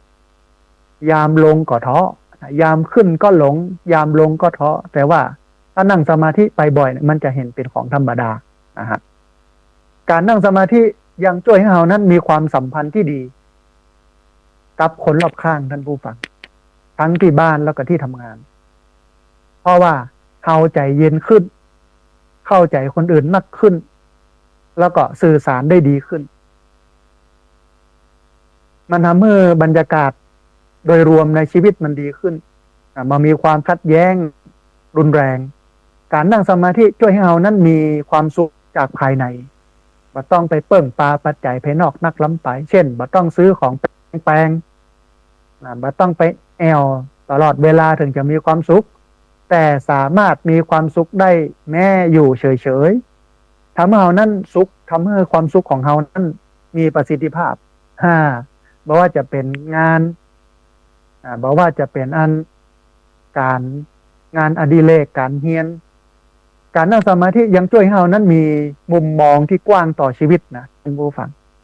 ทำให้เราหันภาพรวมมากกว่าจะจมอยู่กับรายละเอียดปลีกย่อยทำให้เรานั้นบ่เครียดกับเรื่องเล็กๆน้อยๆนักล้ำไปแต่สามารถโฟกัสกับสิ่งที่สำคัญในชีวิตได้สำหรับเรื่องงานการนั่งสมาธินั้นทำให้เราทำงานได้อย่างมีประสิทธิภาพมากขึ้นแต่ก็บ่ได้ทุ่มเทกับงานจนลืมชีวิตในด้านอื่นๆสามารถรักษาสมดุลระหว่างงานและกับชีวิตส่วนตัวได้ดีการนั่งสมาธิช่วยให้เรานั้นมีความเมตตาต่อตัวเองและผู้อื่นนักขึ้นทำให้เรานั้นบ่กดดันกับตัวเองนักล้ำไปแล้วก็บ่ตัดสินคนอื่นรุนแรงเกินไปส่งผลให้บรรยากาศโดยรวมในการใช้ชีวิตมันอบอุ่นแล้วก็มันผ่อนคลายนักขึ้นการนั่งสมาธิช่วยให้เรานั้นมีความหวังแล้วก็มองโลกในแง่ดีนักขึ้นท่านผู้ฟัง แม้จะเจอปัญหาหรือว่าอุปสรรคเอาก็ยังเชื่อว่าทุกอย่างจะผ่านไปได้แล้วก็มีกำลังใจในการเผชิญกับความท้าทายต่างๆในชีวิตสรุปท่านผู้ฟังการนั่งสมาธิเป็นเหมือนสูตรลับที่ช่วยให้เรานั้นสามารถใช้ชีวิตได้อย่างสมดุลแล้วก็มีความสุขอย่างยั่งยืนไม่ใช่แค่มีความสุขชั่วครั้งชั่วคราวชั่ววูบวับแต่ว่าเป็นความสุขที่มาจากภายในที่อยู่กับเราไปตลอดเพราะว่าจะเกิดอะไรอย่างขึ้นก็ตามอันนี้คือ10 ข้อในเรื่องของประโยชน์ของการทำสมาธิท่านผู้ฟังแล้วคงจะตื่นตาเนาะลุกวาวนะฮะเพราะว่าธรรมะของพระพุทธเจ้าเนี่ยเวลาพระพุทธเจ้าแสดงธรรมเนี่ยเหมือนเปิดของที่ปิดเนี่ยเหมือนเปิดของที่ปิดเหมือนงายของที่คว่ำจุดไฟในที่มืดนี่คือธรรมะของพระพุทธเจ้ามันนำให้สว่างมันนำให้สว่างภาษาเมืองเขาห้องสว่าง มันนำให้ตื่นนะฮะมันนำให้เบิกบานท่านผู้ฟังขณะนี้ท่านผู้ฟังกำลังติดตามรับฟังรายการธรรมาภิวัตรการเป็นรายการวิทยุเพื่อการเผยแผ่พระพุทธศาสนาส่งเสริมการศึกษาและพัฒนาสังคมรายการนี้รับผิดชอบโดยอาตมาภาพ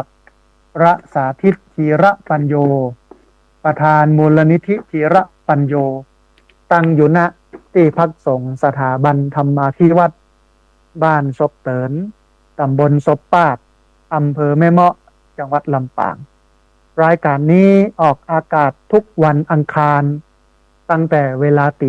5:00ไปจนถึง7:00เมื่อเช้าผ่านทางสถานีวิทยุในเครือข่ายสถานีวิทยุคลื่นสีขาวเพื่อชาวประชา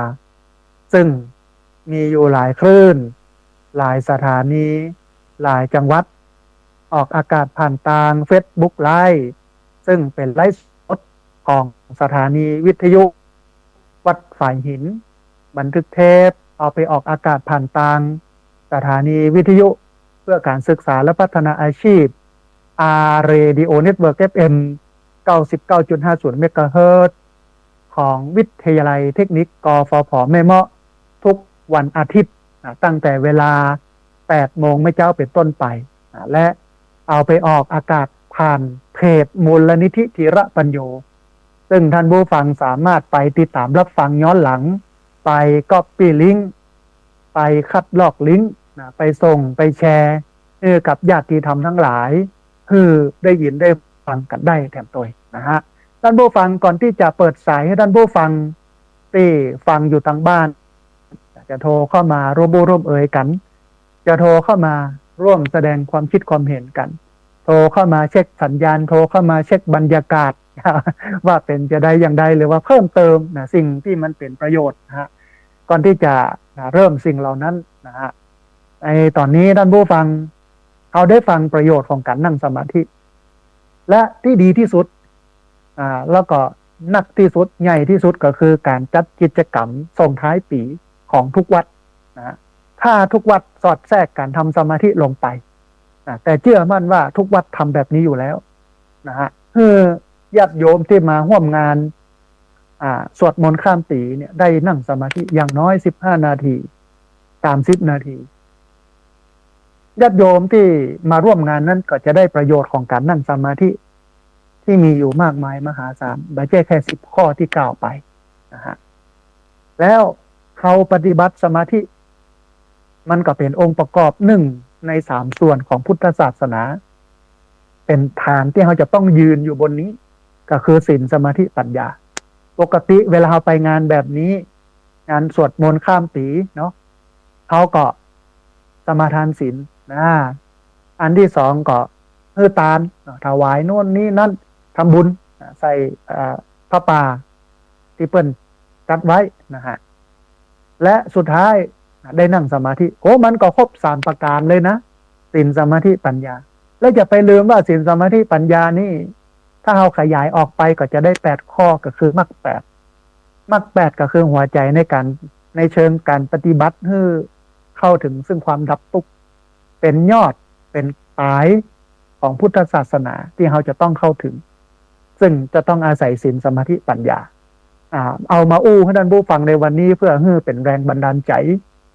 ในการที่จะปฏิบัติในการที่จะเกื้อกูลให้คนอื่นได้ร่วมกันศึกษาและปฏิบัติธรรมนะฮะแต่อย่างที่บอกท่านผู้ฟังมูลนิธิธีรปัญโยร่วมกันกับที่พักสงฆ์สถาบันธรรมาภิวัตร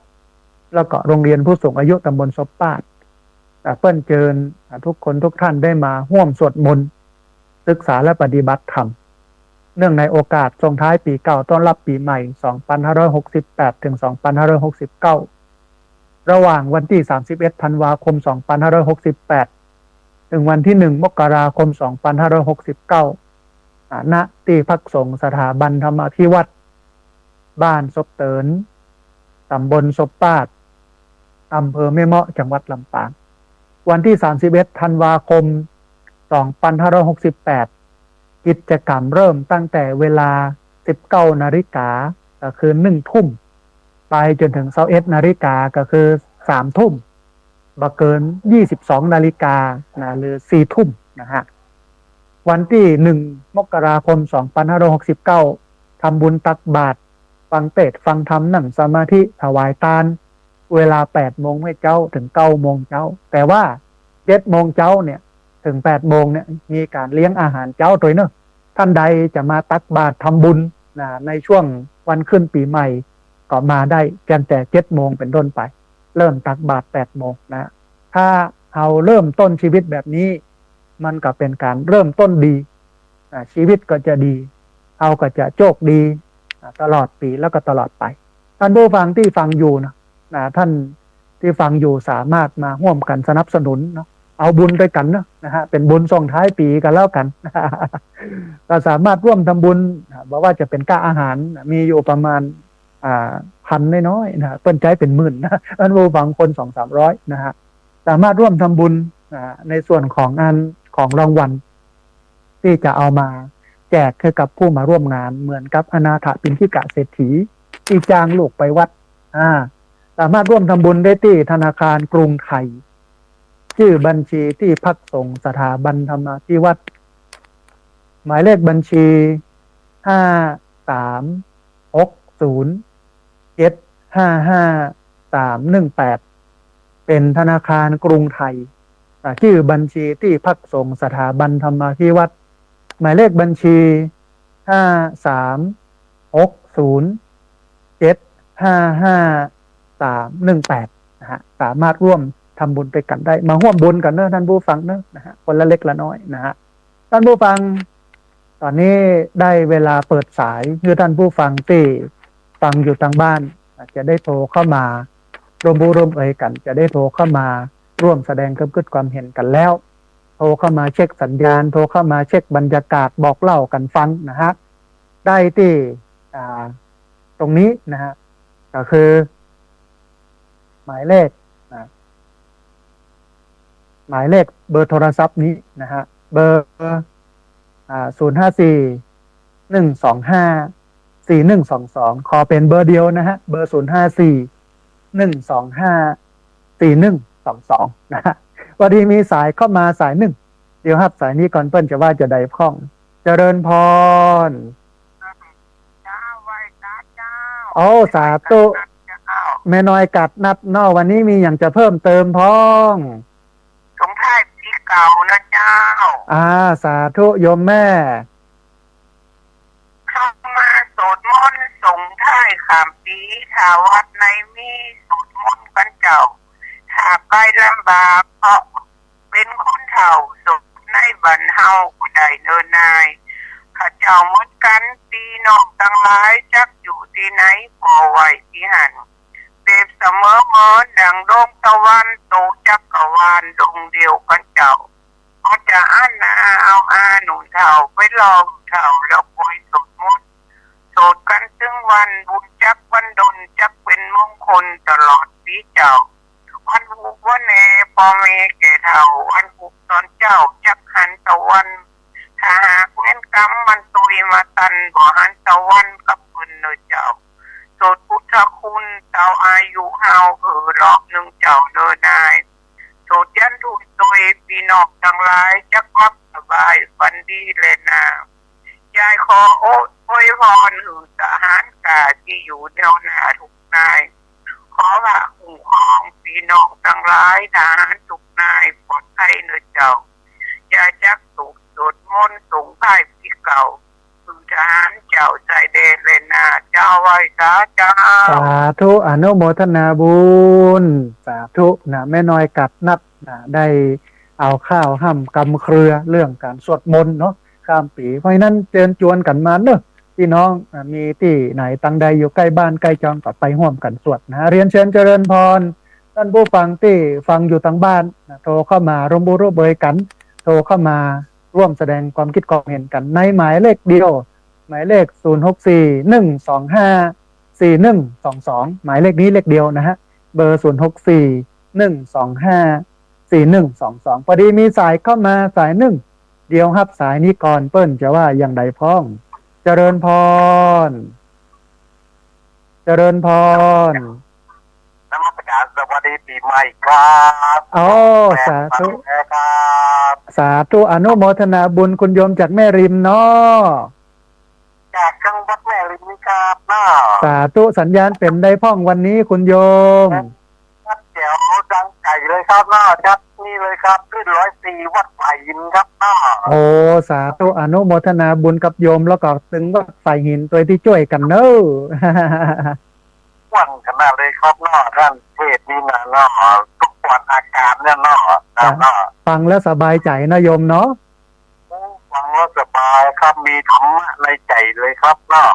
โอ้สาธุอนุโมทนาบุญอย่างใดโยมจะไปละไปลืมกันเนอะลืมเลยครับเนาะครับสาธุยังไงฟังแล้วครับก็ตอนนี้เพิ่งหดน้ำไปวันก่อนเอารถอบต.มาช่วยหดหดแล้วเดี๋ยวก็รอใหญ่ขึ้นมาเรื่อยๆเนาะอย่างนั้นไปเรื่อยๆครับเนาะถ้าใหญ่แล้วเดี๋ยวจะ 3-4 ปีเนี่ยได้ใช้แล้วได้ประโยชน์กับคนได้มาปฏิบัติธรรมละเนาะอย่างนั้นนี่ละเอาไว้ปฏิบัติธรรมด้วยเนาะสาธุอนุโมทนาบุญกับคุณโยมจันนักเนอะสาธุเจริญพรสาธุอนุโมทนาบุญนะครับคุณโยมจากแม่ริมนะเป็นแฟนฟันแท้ฟังประจำนะโทรเข้ามาให้กำลังใจกันตลอดต้องอนุโมทนาบุญพอดีมีสายเข้ามาแถมสายหนึ่งเดี๋ยวครับสายนี้ก่อนเปิ้ลจะว่าจะได้พ้องเจริญพรไปสาเจ้าท่านอ๋อสาธุมาแล้วแม่จันเรือนสายเวียงตะการสันปะตองเชียงใหม่วันนี้สัญญาณเป็นได้พ้องโยมแม่ใจแก้วเจ้าชัดเจนเนาะแม่เนาะชัดเจนดีเจ้าโอ้สาธุวันนี้มีอย่างจะเพิ่มเติมพ้องนั่งสมาธิกับไปทุกงานพึ่งก็จะทำสมาธิโดยทักกุฏิเนาะแล้วก็วันที่1นี่วัดตะการนี่เพิ่นจะตักบาตรใส่บาตรหน้าวัดจะมากันหมดผู้หลังคาเรือนแบบว่าคนหนุ่มคนเฒ่าอ่ะจะเต็มกันเนี้ยวันที่1 มกรานี่แหละ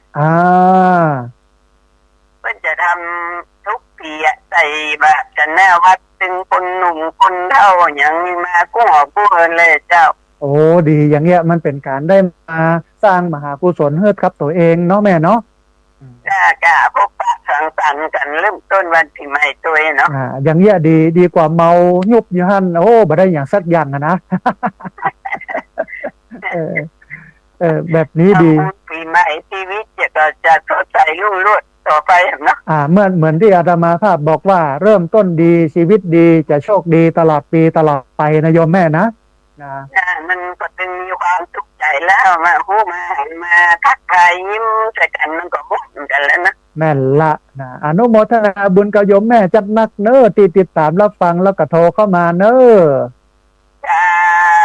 ฟังตลอดเจ้าไหว้ตาเจ้าสาธุชื่นใจอนุโมทนาบุญกับแม่จันเรือนใสเวียงตะการสันปะตองเชียงใหม่เหลือเวลาแหม27 นาทีท่านผู้ฟังได้แหมหลายสายเนอที่ฟังอยู่บอกว่าอยู่ต่างเชียงใหม่ละปูนลำปางไปน่านพะเยาเชียงรายแม่ฮ่องสอนหรือว่าฟังทางอินเทอร์เน็ตอันของวัดฝ่ายเห็นที่เปิ้นถ่ายทอดสดเรียนเชิญเจริญพรโทรเข้ามาได้ที่เบอร์064-125-4122เบอร์064-125-4122 1254122พอดีมีสายก็มาสายหนึ่งตอนรับดับไปแล้วนะแต่โทรเข้ามาใหม่เดี๋ยวรับสายนี้ก่อนเพื่อนจะว่าอย่าใดพ้องเจริญพร ไหวสาเจ้านี่ในแก้วบัตรมาพอว่าถ้าผู้จับตาบาดจากผ่านนี่เจ้า อ๋อสาธุโยมแม่สบายดีอยู่เนาะ ดีเลยเจ้าเดี๋ยวนี้หายหมดแล้ว โอ้ แต่เช้าปั้นเนี่ยเนาะวันเช้าวันเกิดของแม่เนาะ อ่า ไปก่อนตัว โอ้สาธุเฮยโยมแม่มีอายุมั่นขวัญยืนสุขภาพแข็งแรงเนอะแม่เนอะ เจ้าสาธุเจ้า สาธุ ด้านเปิดไปได้ วัน ไม่ นี้ น้อยก็เก่งเจ้าสาธุ อนุโมทนาเจริญพรอนุโมทนาบุญนะฮะท่านผู้ฟังเรียนเชิญเจริญพรเนอะที่เบอร์0641254122เบอร์0641254122เรียนเชิญเจริญพรได้โทรเข้ามาร่วมบุร่วมเอ่ยกันโทรเข้ามาร่วมแสดงความคิดความเห็นกันโทรเข้ามาบอกสิ่งที่มันเป็นประโยชน์ให้แก่กันและกันนะฮะพอดีมีสายก็มาสายหนึ่งเดี๋ยวครับสายนี้ก่อนเปิ้ลจะว่าจะได้พ้องเจริญพร ไหลจ้าอาจารย์เจ้าในฟังกันเนอะ โอ้สาธุโยมแม่อำเภอวังเหนือเนาะสาธุสัญญาณชัดเจนดีฟังม่วนดีเนาะแม่เนาะ มันเจ้า โอ้สาธุอนุโมทนากับโยมแม่ยังได้กับรักษาสุขภาพเนอะ แม่กำลังใจเนอะ ได้กำลังใจจัดหนักโยมแม่อนุโมทนา โมทนาบุญด้วยแม่ไปหาวันได้เจ้า มาเป็นยังส่งใจมาเนอะแม่เนอะสาธุ โมทนาบุญด้วยเนอะ เจริญพรโยมแม่จากอำเภอวังเหนือจังหวัดลำปางโทรเข้ามาให้กำลังใจกันต้องอนุโมทนาบุญเรียนเชิญเจริญพรเนอร์ท่านผู้ฟังที่เบอร์0641254122เบอร์0641254122เรียนเชิญเจริญพรได้โทรเข้ามาร่วมเอ่ยกันได้โทรเข้ามาร่วมแสดงความคิดความเห็นกันตะกี้อู้ถึงเรื่องของการทำสมาธิท้ายที่สุดเนี่ยเปิ้ลบอกว่าเป้าหมายของการทำสมาธิคือการเข้าใจในความเป็นธรรมดาของประสบการณ์ทั้งหลายแล้วปล่อยวางความยึดมั่นถือมั่นว่าเป็นตัวเฮาว่าของเฮาอันนี้คือสูงสุดเลยนะมันรวมถึงกรรมฐาน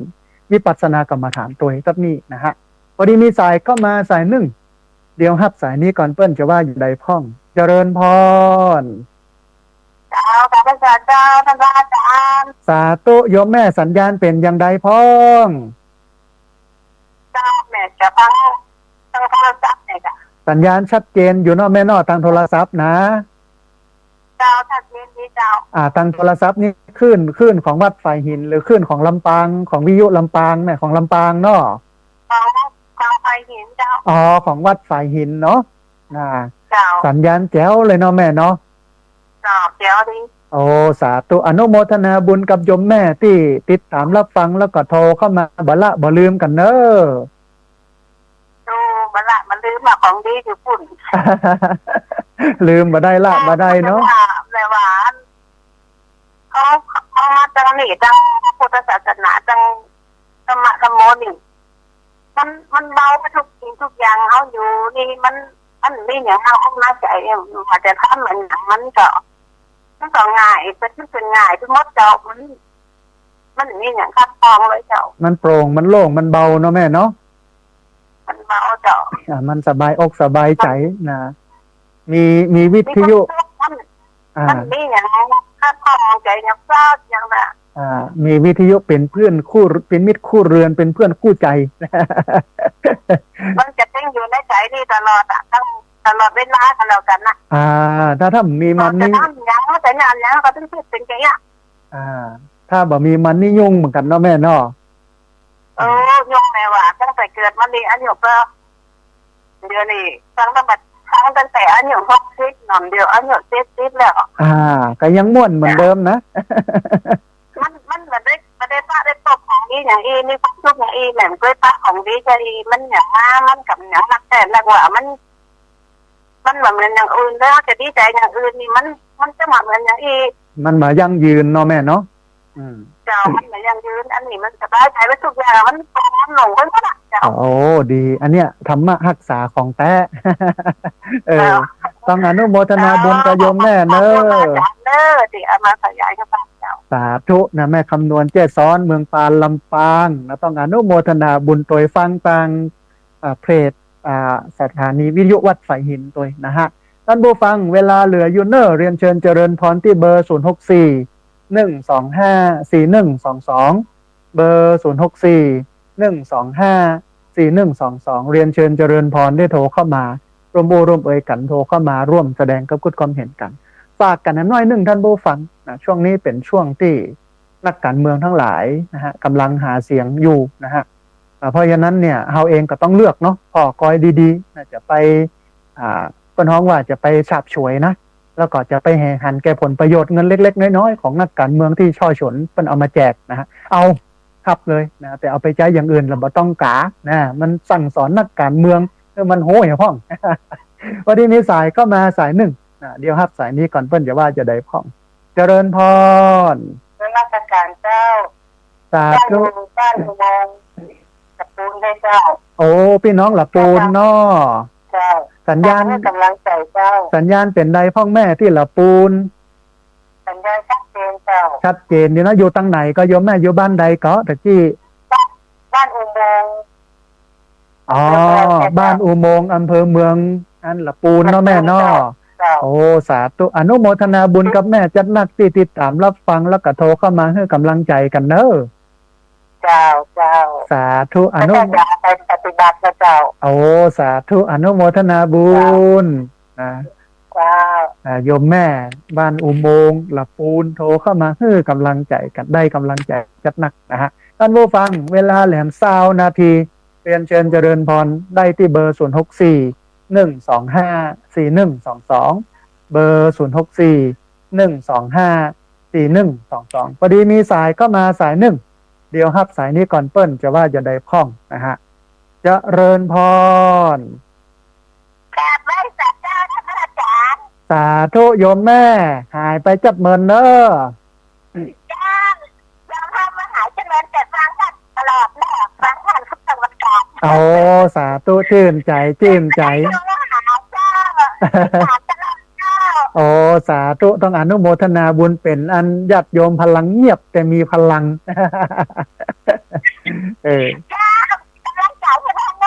ได้กำลังใจจัดนักโยมแม่อนุโมทนาบุญ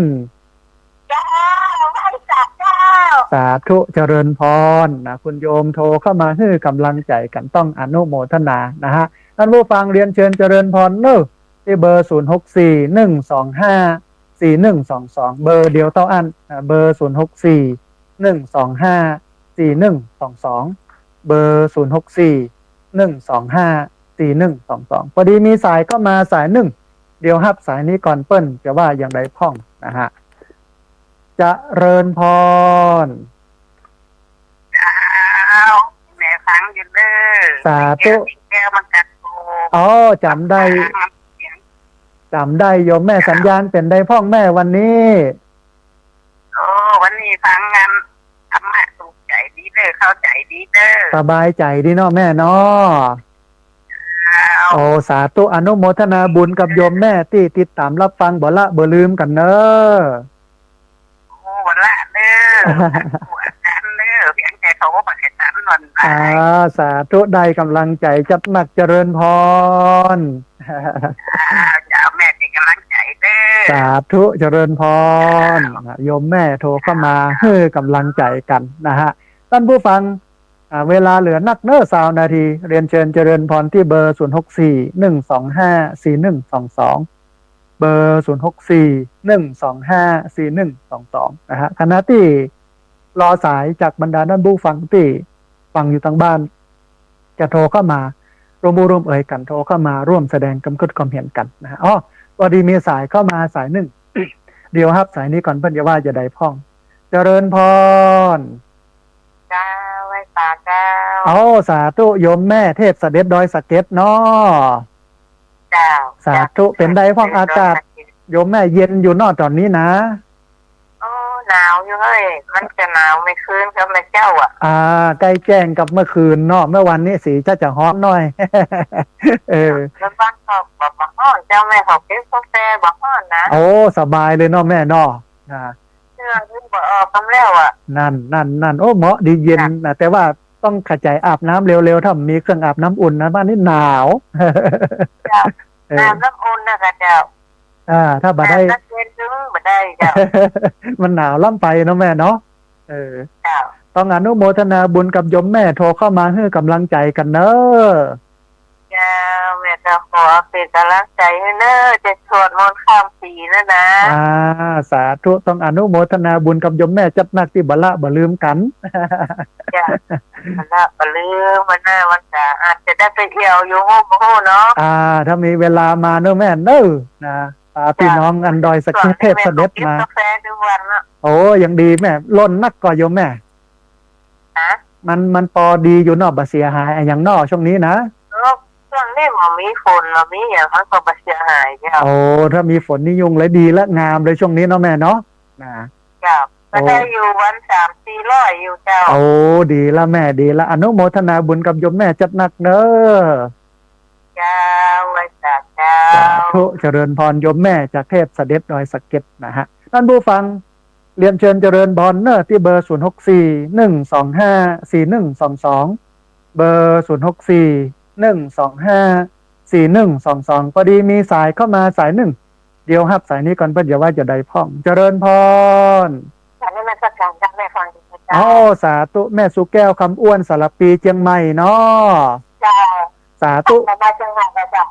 ช่วงนี้ยังบ่มีวาระไปเตื้อแต่ว่าอันกระดักกระดาไม่ใช่กระดักกระดากุมภาแม่กุมภาจะไปแต่ก็มันยังไปที่บุญสกรนะเพราะว่าแม่อาจจะทำได้น้อยไว้นั้นดีจะได้เอามาปลูกเลยเนาะแม่เนาะดีละพอดีช่วงเดือนกุมภานั้นหมอนัดพบหมอที่โรงพยาบาลที่เชียงใหม่พอดีถ้าเสร็จจากโรงพยาบาลจะแวะไปเนอะแม่เนอะสาธุอนุโมทนาบุญสุดท้ายแม่จะมาที่อย่างไรแม่จะลืมไปตะกี้ยังก็โยมแม่ตอนทักว่ายังไม่อยากฝากก็สั่งไปวันที่31ธันวาโยมแม่สาธุร่วมทำบุญอันเป็นก้าอาหารก้าน้ำปานะเนาะแม่เนาะ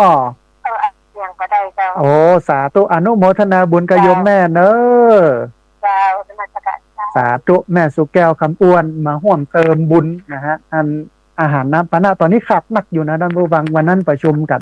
แม่ครัวเบิ่งก็บอกคนเยอะเนอะ200 กว่าคนนี่นะ2 มื้อน้ำปานะแถมเนาะปนุบอกว่า 10,000 เนี่ยอาตมาภาพก็ต้องหาเพิ่นไว้นั้นท่านผู้ฟังมาร่วมบุญกันเด้อให้หอมกันนะฮะจะได้มีอาหารเลี้ยงคนมาปฏิบัติธรรมเฮารู้ถึงประโยชน์ของการทำสมาธิแล้วลูกและการสวดมนต์ข้ามปีเนี่ยมันเป็นเคล็ดลับเป็นเทคนิคในการจวนคนมานะทำกิจกรรมและท้ายที่สุดตบท้ายด้วยการนั่งสมาธิเนี่ยอันนี้คือพ่อน้องว่าเป็นเทคนิคอย่างหนึ่งนะเพราะฉะนั้นเฮามาหนุนก้าอาหารก้าน้ำปานะนะก้าของรางวัลก็ถือว่าได้ทำบุญซึ่งเป็นมหากุศลในการจะสร้างคนให้มันความโลภของคนมันลดลงความโกรธของคนมันลดลงความหลงของคนมันลดลงทำให้คนนั้นจิตใจเบิกบานโลกจิตใจเป็นบุญเป็นกุศลเมื่อใจของคนเป็นบุญเป็นกุศลสังคมมันก็น่าอยู่ท่านผู้ฟังนะฮะท่านผู้ฟังก่อนที่จะปิดรายการนำเอารายการนี้จากลาท่านผู้ฟังทั้งหลายไปแต่ว่าช่วงนี้ก็สามารถโทรเข้ามาร่วมเอ่ยกันได้เนอะที่เบอร์064-125-4122เบอร์064-125-4122พอดีมีสายเข้ามาสายหนึ่งเดี๋ยวครับสายนี้ก่อนเปิ้นจะว่าอย่าได้พ่องเจริญพรไม่สาเจ้าสาธุโยมแม่น้อยเนาะบ้านตาโทกสาธุอากาศเป็นในพ่องที่บ้านตาโทกหนาวดาวอยู่ก่อแม่พอเย็นเจ้าพอได้อยู่เนาะแม่น้อยยังได้ก็รักษาสุขภาพเนอะแม่น้อยเนอะเหมือนเราแม่ไม่ได้โทรหานะคะนั่นนะนึกว่าหายไปตั้งใดหูแม่ก็ยังว่านั่นจะมันฟังคนก่อนค่ะฟังคนโทรเข้ามาเอ่ยเนาะสาธุนะต้องใจอันใจตั้งแล้วนี่เป็นกุศลละโยมแม่นะแม่เป็นกำลังใจเนอะท่านเนอะได้กำลังใจจัดหนักโยมแม่อนุโมทนาสาธุ เจริญพรนะโยมแม่น้อยนะที่บ้านตาโทกนะอันตำบลตุ้งฝายอำเภอเมืองจังหวัดลำปางท่านผู้ฟังเหลือเวลาแห่งประมาณ10 กว่านาทีเนอะเรียนเชิญเจริญพรที่เบอร์0641254122มีสายที่บัดได้รับอยู่ประมาณ18 สายท่านใดที่โทรมาแล้วบัดติดโทรเข้ามาแล้วบัดได้รับสายโทรเข้ามาใหม่เนอะที่เบอร์0641254122เบอร์0641254122เอาเรื่องของประโยชน์การทำสมาธิมาอู้ในวันนี้ก็เพื่อที่จะเป็นแรงจูงใจให้โยมไปนั่งสมาธิในช่วงท้ายปีนะในวันที่31เพราะฉะนั้นเนี่ยแล้วก็ในชีวิตประจำวันด้วยนะมันจะได้เป็นประโยชน์ทีนี้มีเรื่องหนึ่งที่อยากจะอู้ท่านผู้ฟังทั้งหลายได้ฟังในช่วงใกล้จะถึงเลือกตั้งเป็นเลือกตั้งสมาชิกแล้วก็นายกองค์การบริหารส่วนตำบลแล้วก็ของอันสมาชิกสภาผู้แทนราษฎรหรือว่าสสอย่างนี้ท่านผู้ฟังในการเลือกตั้งของประเทศไทยเนี่ยต้องยอมรับนะว่าเงินเป็นตัวแปรสำคัญในการได้คะแนนเสียงแล้วก็คนมาซื้อเสียงเมื่อซื้อแล้วได้เป็นปุ๊บก็ถอนทุนคืนประเทศมันก็เริ่มไปไหนมีแต่สุดลงต่ำลงแล้วก็ตอนนี้ประเทศเวียดนามเป็นแซงหน้าไปปืดแล้วของเฮากับไปตั้งหลังติ๊กๆอย่างน้อยก็จะเหมือนกับเขมรนะบ้านเฮานะอย่างน้อยก็จะเหมือนกับลาวนะที่มันพัฒนานะฮะแต่เป็นเพราะอย่างก็เป็นเพราะเฮาเนี่ยไปรับเงินของเปิ้นแล้วไปกะให้เปิ้นเป็นมันมีบทความอันหนึ่งที่เรื่องนี้น่าสนใจท่านผู้ฟังเดี๋ยวเอาเวลากับตับนี้น้อยหนึ่งเดี๋ยวจะเปิดสายให้อย่างกำหนึ่งนะฮะเปิ้นบอกว่าวงจรของการซื้อสิทธิ์ขายเสียงที่ส่งผลกระทบต่อคุณภาพชีวิตโดยตรงหากมองในเชิงโครงสร้างและเหตุผลนี่คือผลว่าย่าหยังบาการรับเงินเพียงเล็กน้อยในวันเลือกตั้งกลายเป็นต้นทุนมหาศาลที่จะต้องจ่ายคืนในระยะยาวนะการลงทุนที่ต้องเน้นผลกำไรเมื่อนักการเมืองต้องซื้อด้วยเงินหลักร้อยหลักพันเขาจะมองว่านั่นคือต้นทุนการลงทุนเมื่อเข้าไปบริหารประเทศท้องถิ่นเป้าหมายมักเปลี่ยนจากการรับใช้ประชาชนเป็นการถอนทุนคืนผ่านการคอร์รัปชันหรือว่างบประมาณที่มันบ่โปร่งใสอันนี้ข้อแรกอันที่สองงบประมาณที่หายไปจากสวัสดิการเงินที่ถูกยอกไปเพื่อถอนทุนคืนของนักการเมืองที่แจกเงินคือเงินก้อนเดียวกับที่ควรถูกนำมาใช้ในการพัฒนาไม่ว่าจะเป็นระบบสาธารณสุขโรงพยาบาลที่ดีขึ้นเครื่องมือแพทย์ที่ครบครันการศึกษาโรงเรียนที่มีคุณภาพแล้วก็เข้าถึงง่ายโครงสร้างพื้นฐานที่ปลอดภัยขนส่งมวลชนที่มีประสิทธิภาพและน้ำประปาที่สะอาดสิ่งเหล่านี้จะเกิดขึ้นบ่ได้ถ้าเอาไปเลือกนักการเมืองที่แจกสตังค์อันที่สามอำนาจต่อรองของประชาชนที่หายไปเมื่อเฮาขายเสียงไปแล้วเฮาจะเสียความสง่างามและสิทธิ์ในการตรวจสอบเพราะนักการเมืองจะถือว่าเขาได้จ่ายค่าตอบแทนให้เฮาจบไปแล้วในวันเลือกตั้ง500 1,000จบเรียบร้อยเขาจึงบ่จำเป็นต้องฟังเสียงหรือว่าตอบสนองต่อความต้องการของเขาอีกต่อไปก็จ่ายแล้วโลกตอนเลือกตั้งงวดนะ1,000500เที่ยนะฮะอันนี้คืออันที่สามอันที่สี่กับดักความยากจนการทับเงินหลักร้อยอาจช่วยประทังชีวิตได้เพียง 1-2 วันแต่คุณภาพชีวิตที่ย่ำแย่จะอยู่กับเขาไปแห่งหลายปีอย่างน้อย4 ปีซึ่งสุดท้ายคนที่รับเงินนั้นที่จะต้องเผชิญกับค่าครองชีพที่สูงขึ้นสวัสดิการที่ถดถอยเป็นวงจรที่บ่สิ้นสุดในแห่งด้านหนึ่งเขาอาจยอมรับว่าความเหลื่อมล้ำทางเศรษฐกิจทำให้เงินหลักร้อยมีความหมายสำหรับคนบางคนแต่การแก้ปัญหานี้จึงไม่ใช่แค่การตำหนิผู้รับแต่ต้องสร้างรัฐสวัสดิการและความรู้ความเข้าใจทางการเมืองเข้มแข็งพอที่จะรู้สึกว่านโยบายดีมีกล้ากว่าเงินสดในมือนะฮะอันนี้เป็นสิ่งที่เป็นประโยชน์อยากจะบอกให้กับท่านผู้ฟังว่าวันนี้เวลาใครเอาเงินมาแจกนักการเมืองเงินมาแจกเอานะแต่บัดต้องไปกาเลือกเขานะถ้ากาเลือกเขานี่แสดงว่าเขาไปสนับสนุนคนชั่วคือไปทำชั่ว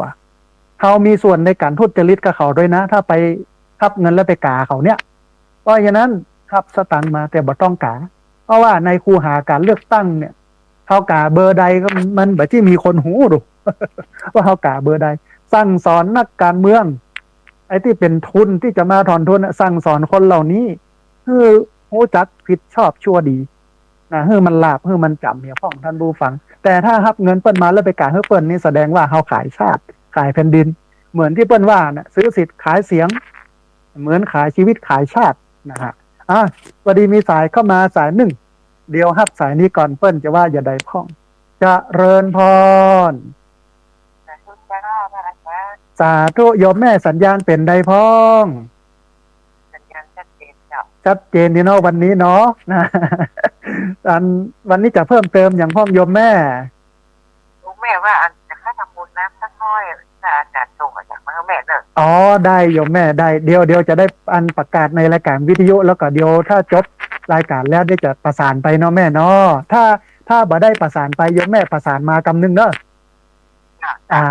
เพราะว่ามันมีเบอร์หลายที่โทรเข้ามาบอกว่าเบอร์ไหนเป็นเบอร์ไหน สาธุอนุโมทนาบุญกับโยมแม่จัดหนักเนอะ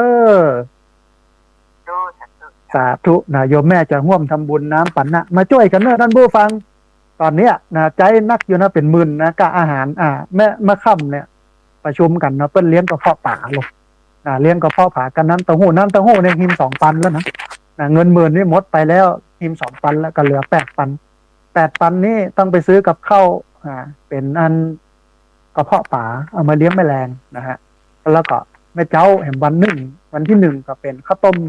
ข้าวต้มไก่ข้าวต้มป่านะฮะอย่างเงี้ยนะแล้วก็น้ำเต้าหู้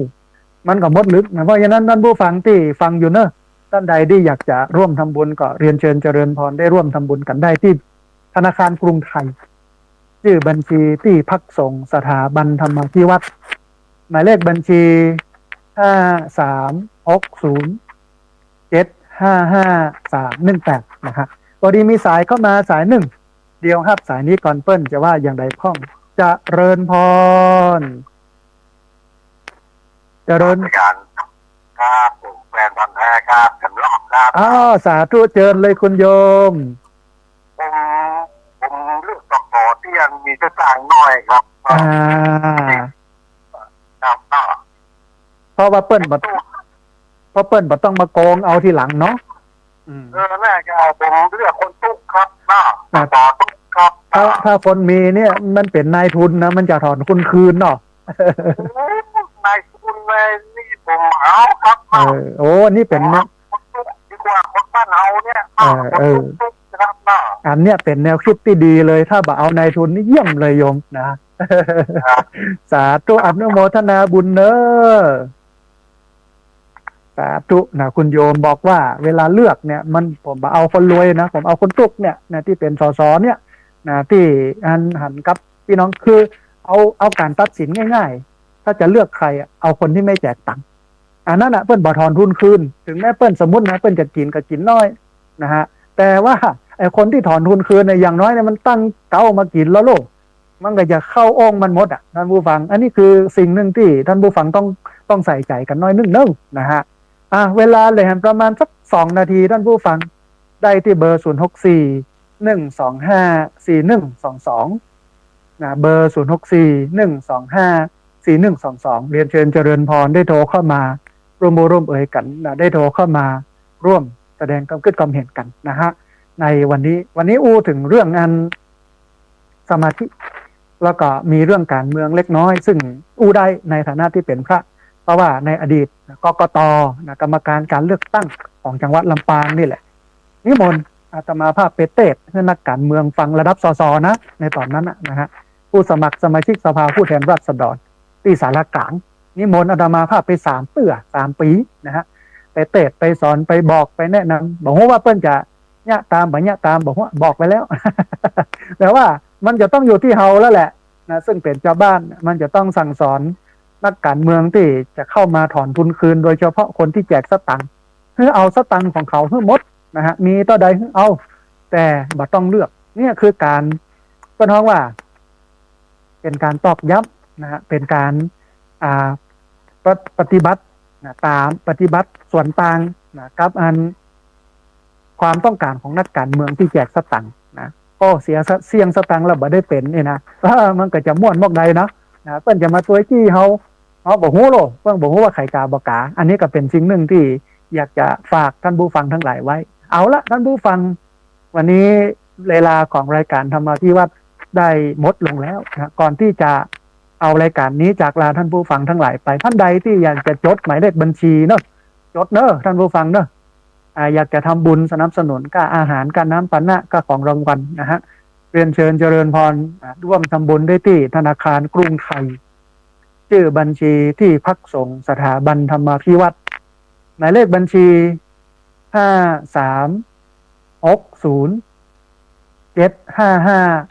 5360755318เป็นธนาคารกรุงไทยชื่อบัญชีที่พักสงฆ์สถาบันธรรมาภิวัตน์หมายเลขบัญชี5360755318วันนี้อัตมาภาพพระสาธิตธีระปัญโยประธานมูลนิธิธีระปัญโยผู้ดำเนินรายการธรรมาภิวัตน์ต้องนำเอารายการนี้จากลาท่านผู้ฟังทั้งหลายไปก่อนต้องกราบขอบพระคุณครูบาอาจารย์พระสงฆ์เถรานุเถระครูบาสังฆะที่เคารพอย่างสูงทุกรูปอนุโมทนาบุญกับเจ้าของขึ้นเจ้าของสถานีที่รับสัญญาณเอาไปออกอาการส่งกระจายเสียงเพื่อญาติโยมทั้งหลายได้ติดตามรับฟังอนุโมทนาบุญกับญาติโยมที่โทรเข้ามาทุกเสียงทุกสายแล้วก็อนุโมทนาบุญกับญาติโยมที่สำคัญเป็นพลังเงียบติดตามรับฟังกันมาตลอดวันนี้สัพพะพุทธานุภาเวนะด้วยเดชเดชะอนุภาพของพระพุทธเจ้าสัพพะธรรมานุภาเวนะด้วยเดชเดชะอนุภาพของพระธรรมเจ้าสัพพะสังฆานุภาเวนะด้วยเดชเดชะอนุภาพของพระสังฆเจ้าศรัทธาสุทธีพระวันตุเตขอความสุขความเจริญในธรรมจงบังเกิดมีแด่บรรดาศรัทธาสาธุชนทุกคนทุกท่าน